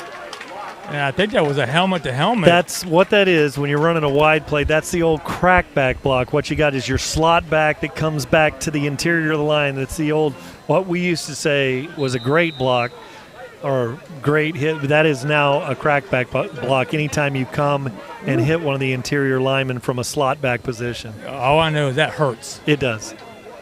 And it's a penalty these days. There is a jet sweep look. Now he throws the slip screen out there. And caught there, looked like Benson on the play. With nice gain on the play. Trying to get something manageable there are the Tigers. So that's going to get a lot of the yardage back. Brings up a second down, and we'll call it about 18, 19 yards. That's an offsides encroachment, whatever you want to call it on the defense of the Terriers. And they jumped. And this group of officiating crews, the FHSAA officiating crew here tonight, is going to get that one right. I think we had about 10 of those last week that were not called, if you recall, Brian. Yes. Once you're across the line, don't have to make contact. High school football, it's a dead ball encroachment. So that makes that very manageable for the Tigers now. That brings up a second, and we'll call it 11. Siplin rolls to his right. Run it. And now he flips it out there. Got an open receiver. And there's a flag on this side of the field, and that's all Xavier Houston going down the sideline. We'll have to see what the flag's all about. It's got to be a defensive holding over here. On the 42-yard line for the Terriers. It's on the Hillsborough side of the bench, right in front of the bench over here. So almost right in front of us. Could it, possibly could be a sideline violation, sideline warning. Well, we know it's against them. They just But that was what an athletic play by Josh Sipling on that. That was just a beautiful touch on the run, running to your right. You see your open receiver because he's keeping his eyes downfield. Nice job. How close was he to the line of scrimmage when he threw that ball? I thought, about a fingernail. Yeah, but you have to be your whole body. Any part of the body. He had the body, I thought, was a little bit over the line of scrimmage, but he had a foot or so back there, so it was very close, Tom. Very close. My goodness. So we're in the red zone. There was a sideline warning. So it was a sideline warning on Hillsborough. So now the Palmetto Tigers have it on the 19-yard line. Oh, great defensive play there. There's that big nose tackle jamming Benson with a run. But that's old number 99 there that we've talked about, and that is Legarius Williams. I think that was actually number 9, had a great play there. Number 9, okay, well 99 kind of jammed things up there, and then number 9. A little confusion on here on the defense. Sipling keeps it, nowhere to go, and he's going to be tackled there. And it's going to be a big third down play. Yeah, brings up a 3rd and 10 from the 20-yard line. 2 down territory for sure. So, they've probably figured out on that Hillsborough sideline that Palmetto's struggling with a kicker tonight. Yes. So it's 2 down territory. One of the things you can do here, and Palmetto likes to run a lot of RPO stuff, is you run the old wheel route in front of the first down marker and past the first down marker. That's one of the options. Or you just run the little 8-yard hitch in front of the marker. So just whatever it is, it needs to be positive yardage. Positive yardage. Sipling looks, throws a nice rip of a throw. Great defensive play there. We got a flag. He did. On his back. He had his arm around and pulled him, got his hand, the left hand on the ball, but the right hand was draped on the receiver's back. Good call. Pretty good. I don't think our company around us thinks it's a good call. Well, he did have his arm. You described it perfectly. But he had a good break on the ball. He didn't have to do that. He was going to knock it away with his left hand. So first down, correct? Or is it a spot? It's a first down, first and goal from the 10. I'll say this: we are not in the friendly confines. No. I'm glad I'm sitting next to my sheriff. I'll say something else, too. I'm coming, boys. I'm coming. These DBs can absolutely run. Hickson drives forward. They stop his forward progress, so nice little gain on the play. Clock continues to wind here. Really good coaching here by the Palmetto staff, trying to wind that clock down. You said this key thing. Let's use the clock here. Let's let's make sure we get in, but let's use this clock and eat as much of it up here and get a score. So 2nd and 7 now. 3-yard gain on the play. Palmetto in no hurry. 16 seconds on the clock. They're still in the huddle. Getting to the line of scrimmage. They get set at 9 seconds on the clock. Hickson in the slot. And it's Sipling runs, jumps over a defender, and he's in for 6. I tell you what, guys, this second half, Josh has just caught on fire. This second half, he has just been running the ball efficiently, making really good reads, and a great time for a touchdown. Now, we've got to make this 2-point conversion count. We cannot afford to have them win this thing with their excellent kicker. Yes. This is possibly the game right here. So here we are, 8:08 on the clock. Palmetto Tigers with a tenuous 26-20 lead, having to go for 2 here. Siplin rolls to his right. Run it. And he throws it incomplete. Just rushed that one. Had two open receivers, and he just rushed that one. And so incomplete pass. Palmetto Tigers with a 26-20 lead here, 8:08 on the clock. Yeah, that bothers me. Well, it's going to make it stressful. We've got a lead, but it's just one touchdown. On the lighter side, athletic coordinator Brian Wilkes is standing next to me before that touchdown play and says, if they send somebody in motion and the quarterback keeps it up the middle, it should be wide open. And sure enough, there it goes. He said he still got the coaching. He still got it. Well, he was right because we had an opportunity there, but unfortunately, we're only up by 6, so we're going to ask the defense once again to keep this game and keep this lead for us. And really, a stellar effort. The only scores that they've been able to muster have been long plays, big plays. Otherwise, they have kept them in check. Yes, we got to do it one more time here. And one thing about this Hillsborough, the Terriers here, they are so fast. The receivers, the DBs, they can change this thing up in a hurry. With 100 yards of field out there, yes. They're only 12 seconds away at any time. They could be on the goal line, and they have some sprinters out there. Gavin almost misses the onside kick. And it's down, and it's live, and the Tigers missed it. They had an opportunity. Wow. Can you believe that? And whiffed. And I'm going to watch that here on the replay here. That was an incredible opportunity. And so great field position will be gained here by the Terriers.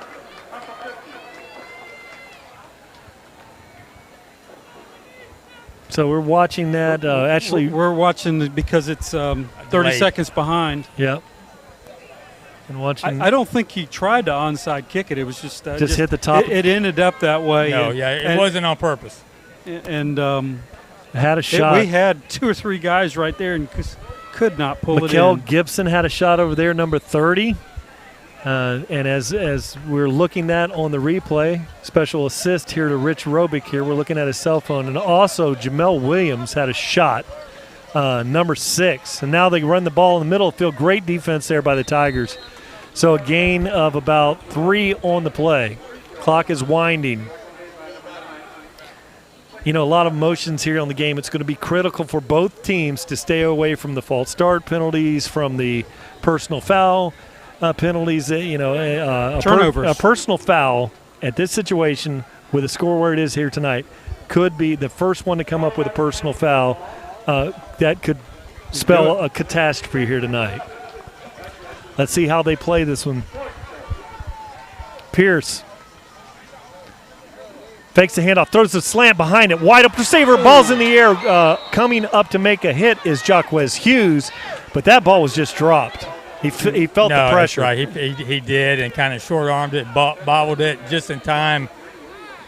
Jaquez went for the hit, and he might have had a chance at a pick there, but I think he heard footsteps on that play. I think you're right, for sure. Got those alligator arms that are little short ones when the check comes out at the meal when you're out there with Tom Porter. That was number 10, Dominic Reeves, out there. When the check I like how you slid that in. Yeah, that was good. That was good, Brian. You look over there, and where's the arms? He rolls to his right, being chased, being harassed. Great play by Jalen Wester. Keeps it clean. Heads-up play. There was an opportunity for Jalen Wester to pick up a huge personal foul. And he backed off. Backed up, kept his face mask up. If you're watching at home. That's how you do it. That's a veteran play by a veteran player. So that brings up 4th down, guys, and they have about 7. So it looks like they're going to punt this, and I would be very careful, guys, if you're on the defensive side of the ball, and be looking out for a fake punt. Yeah, from this position in the field, we've seen Palmetto get a lot of pressure on the punt here. See if they roll back the punt safe. Jaquez Hughes is going to back to return this one. He's got the heels on the 11-yard line back there. Long, that's a slow snap, but he got it off. And it's going to be. He tried to pick it up. Ball goes out of bounds at the 10-yard line. That's a little scary trying to pick up a ball. You don't know how it's going to bounce. No, I think it still was like a worm. And it hit him and it went out of bounds. It's way over on the other end of the field, but But in saying that, he probably saved us from starting this drive 8-yard line. about the 2-yard line. Yeah, I mean, that's that thing true. that still had a lot of carry on it. It was spinning in the right direction for it to go several more yards for sure. So, really a big offensive series here for the Palmetto Tigers. They're leading this one 26-20, 7:06 on the clock here in the fourth. And nothing would be sweeter than a long, sustained, running Yes. Fourth quarter, you got the lead, you got the ball, and you control your destiny here. We're asking for the O-line to help us out here right now and let Sagel have a little bit of daylight. Because this running game is going to be critical right here. One back in the backfield, Sagel Hickson running the ball, running into that three-man front, bursts through the line. He's going to go for about a 7-yard gain on the play. They're running that three-man line, and what that does, it does open up some rushing lanes. You got to be confident, and the Tigers, they're going to have to shift that up. Because if they keep running that three-man line there with Sagel Hickson coming out of a single-back formation. Disarm, my goodness. So what you saw is the old wheel route down the sideline. We've been looking for that. Which you called earlier. Yep, there's the wheel route down there. It looks like you're going to the first round. The old out and up takes it down the sideline. And really the DB made a smart play there because that's a touchdown. So he just reached out. But now. You're two scores, so yeah. Hillsborough you kept us out of the end zone. I believe Hillsborough has one timeout, or is it two? They've used at least two because they used one earlier, and we know of another. So really, that's just about going to do it here. 118. 118 on the down. clock. Boys, that was a great adjustment by number 80 to break loose and just run wild there, run free. Great play on his part. Yeah, we're going into victory mode that's formation. Old Sakedri Rutledge there with the receiver out on the route. Sagel Hickson in the backfield in the victory formation. Josh Siplin, they reach over and touch him there, getting a credit for a sack there. Let me get a number there. That's number 2. And what an impressive game tonight for number 2 for these Hillsborough Terriers there. And he had that's Joseph Sipp Jr. Now he's out on the defensive line, reached across there. And the clock's down to 50 seconds. We don't have to snap it till 31. So it's essentially the last snap. This will be the last snap of the game unless something changes. Had a little drama here tonight. We had a power surge in the press box as we're doing the live broadcast. And now the Palmetto takes a victory formation. And really no harm there. That would be expected from the defensive line. Yeah, we almost had a Heidi game here. Some of y'all not back in the 60s, the Oakland Raiders and the New York Jets. And they didn't show the end of the game. And they caught a lot of flack over that. But boy, we got out of here. We dodged a major bullet tonight. We live for another week. And really a hard-fought game, the Hillsborough Terriers tonight. And, football, with the close of the game here, football fans, the best games are yet to be played. Make plans to attend the 2020 Florida High School Football State Championship games. The intense 1A through 3A action takes place at Gene Cox State through the 12th, and the 4A through 8A will be determined December 17th through the 19th. Tickets start as low as $12. Come out and watch the best in Florida high school football play. Remind you are watching the 2020 FHSAA Football Class 6A Region 3 and 4 semifinals on TigerVision is presented by Conley Buick GMC. What I got to say is what a tale of two halves offensively for this Tiger football team. I'm really impressed with the changes that they made at halftime. Came back out here, and offensively, don't know what the stats are, but I know we dominated the second half. And the defense, tradition-rich playoff game, and we got it done. Okay, we got it done. That's a great job. It took offense, it took defense, everybody sharing the load. All right, hey, defense gave one up to tie it up. Offense, you come back with a drive. Offense, you come back with a drive. Right, we've been talking about it, defense. Y'all had our backs. We wanted to cover your back tonight. All right, that's a good job. Yes, sir. Hey, enjoy the weekend. All right, rehydrate. We're still alive, gentlemen. We're still alive. All right, let's go. Monday, let's go. Hey, let's get in the crib. Family on me, family on 3, 1, 2, 3. Family! We're going. Coach, guys are fired up. Obviously, what a great game. Defensively, maybe the best game I've seen us play all year. I mean, this was a very good football team you were playing tonight, and the defense just seemed, no matter what was going on, no matter what the scenario was, they just seemed to fight back and keep them out of the end zone. Oh, yeah, no doubt. You know, and you got to understand, those receivers are special. Those receivers for Hillsborough, the quarterback throws a nice ball. You know, like I said, our defensive backs, LJ made some nice plays. You know, all of them, really. Jordan Simpson made a nice play. But then they got theirs, too. But, you're in a heavyweight fight, they're not just going to lay down and die. And they answered, and they tied it up. And then our offense. We've been talking about our offense answering the bell, all right, covering the defense's back. Let us step up in the fight. And so that was a big championship drive right there. And then to drive it in that 4-minute drill at the end, to be able to take that knee down at the 10-yard line. Those were 2 key drives by our offense that they grew up tonight. We've had a lot this year. 80-yard drive. They missed the field goal, 80-yard drive to score. Talk about the players on offense that made that happen. Yeah, no, that's what I'm saying. They grew up tonight. Josh Siplin took control of this game. He made some nice throws. Our receivers made some catches. They got some separation, which caused them to have to, pass interference calls. So, again, our young receivers started to step up, and I think that's big. You know, we talked about it. We're excited to see how much more growth and how much more we have left in us in terms of improvement, and we took a step forward tonight, so we're excited. Some of your leaders on defense, obviously Ruben Stamp here, he stepped up in a key, crucial point. We talked before the game about big players make big plays in big games. Talk about this big play this young man made for this team. Well, he goes to work every day. He does exactly what you ask him to do. He's a great teammate, and I couldn't be more happy for him and the defense. Because, they got beat. But the way they stuck together and they rallied around each other, we kept saying it, that kid likes to throw to the other team. And we were just waiting for that time that we knew he was going to give us one. In the Jefferson game, he threw 2. So we knew he threw picks. And it was just a matter of our defense just staying the course and taking advantage of the opportunity like he did when his time came. Last team left in Manatee County in the playoffs tonight, Coach.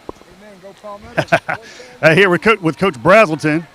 I got it right. Coach, talk about the adjustments at halftime. Obviously, defensively, you've got a squad, and they play hard every down, every play. But talk about the adjustments you had to make in the second half to keep this offense from getting loose. Formationally, they were doing some stuff that was hurting us in some areas. So we made a few adjustments to what they were doing. And then come in the third quarter, they beat us with that deep ball. We made another adjustment. Hats off to those guys, man. They made me use my toolbox tonight, and our staff. And, our staff does a good job. We had great communication. And I think this is the second week in a row I'm talking to you about communication in a positive light. Whereas early in the year, we weren't doing it. But these guys have bought in. They never panicked.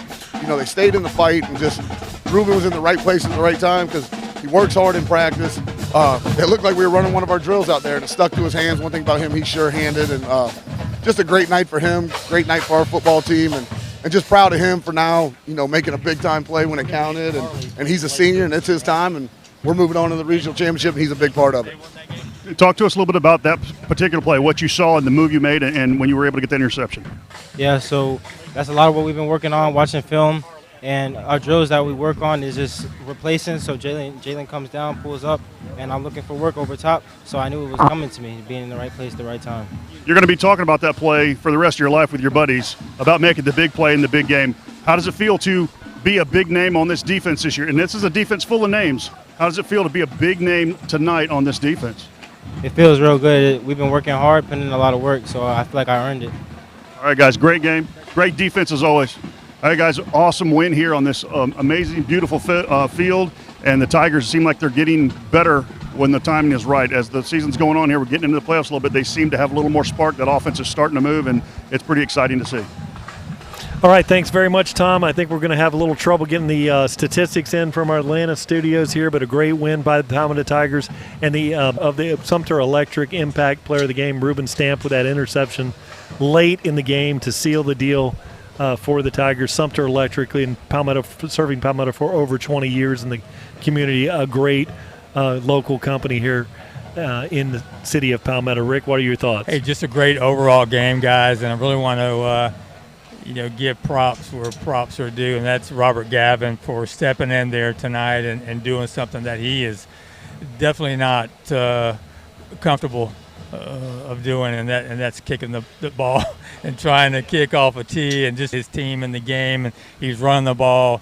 He's he's kicking the ball tonight, but the defense for me tonight, we had a couple little big plays given up, but they kept this ball club in the game when it could have been an easy 28-6 in the first half, but just a job well done. Hey, I'm just glad to be going back home on next Friday, guys. I need to get back to Harley. Yeah, I think the score says it all. The Hillsborough Terriers, a high-octane offense, as stated early in the game, averaged 36 points a game. With our defense tonight having to play on a short field, only give up 20, says it all. And then the offense, Rick, as you said, a tale of two halves. We have not seen the adjustments and the execution like that all year. We've struggled with our 3 losses where we did not come and play out well in the third quarter. Well, tonight, as Coach said, they woke up and responded, and defense let them score, but offense came right back and finished them off, and then the big interception there sealed the deal. Yeah, great. So we're going to wrap things up here. Tonight's final score from Hillsborough High School in Tampa, Florida, on this 6A Region 3 and 4 final semi-final Friday night. The Palmetto Tigers 26, the Hillsborough High Terriers 20. Be sure to join us again next week, Friday night, December 4th, as the Palmetto Tigers will play either Southeast or Lake Gibson. We know it's Lake Gibson, and we're going to be playing in the confines of Harley Stadium in Palmetto. And we've got your region, that'll be region final action. And we again thank the #1 fans in the world, our fans, for watching us on TigerVision. Is presented by Conley Buick GMC. Fans, be sure to click on the like and subscribe to our channel, and we'll try to keep you current on Palmetto High football. I'm Brian Varnador, wrapping it up. Thanks for watching Palmetto Tiger football in tonight's FSHAA semifinal bracket final game. One town, one team, go Tigers.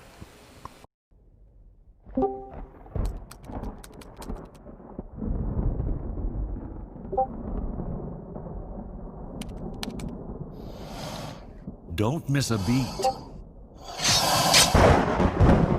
Get the blood flowing on the Haunt Vault Discord server. Join now, if you dare.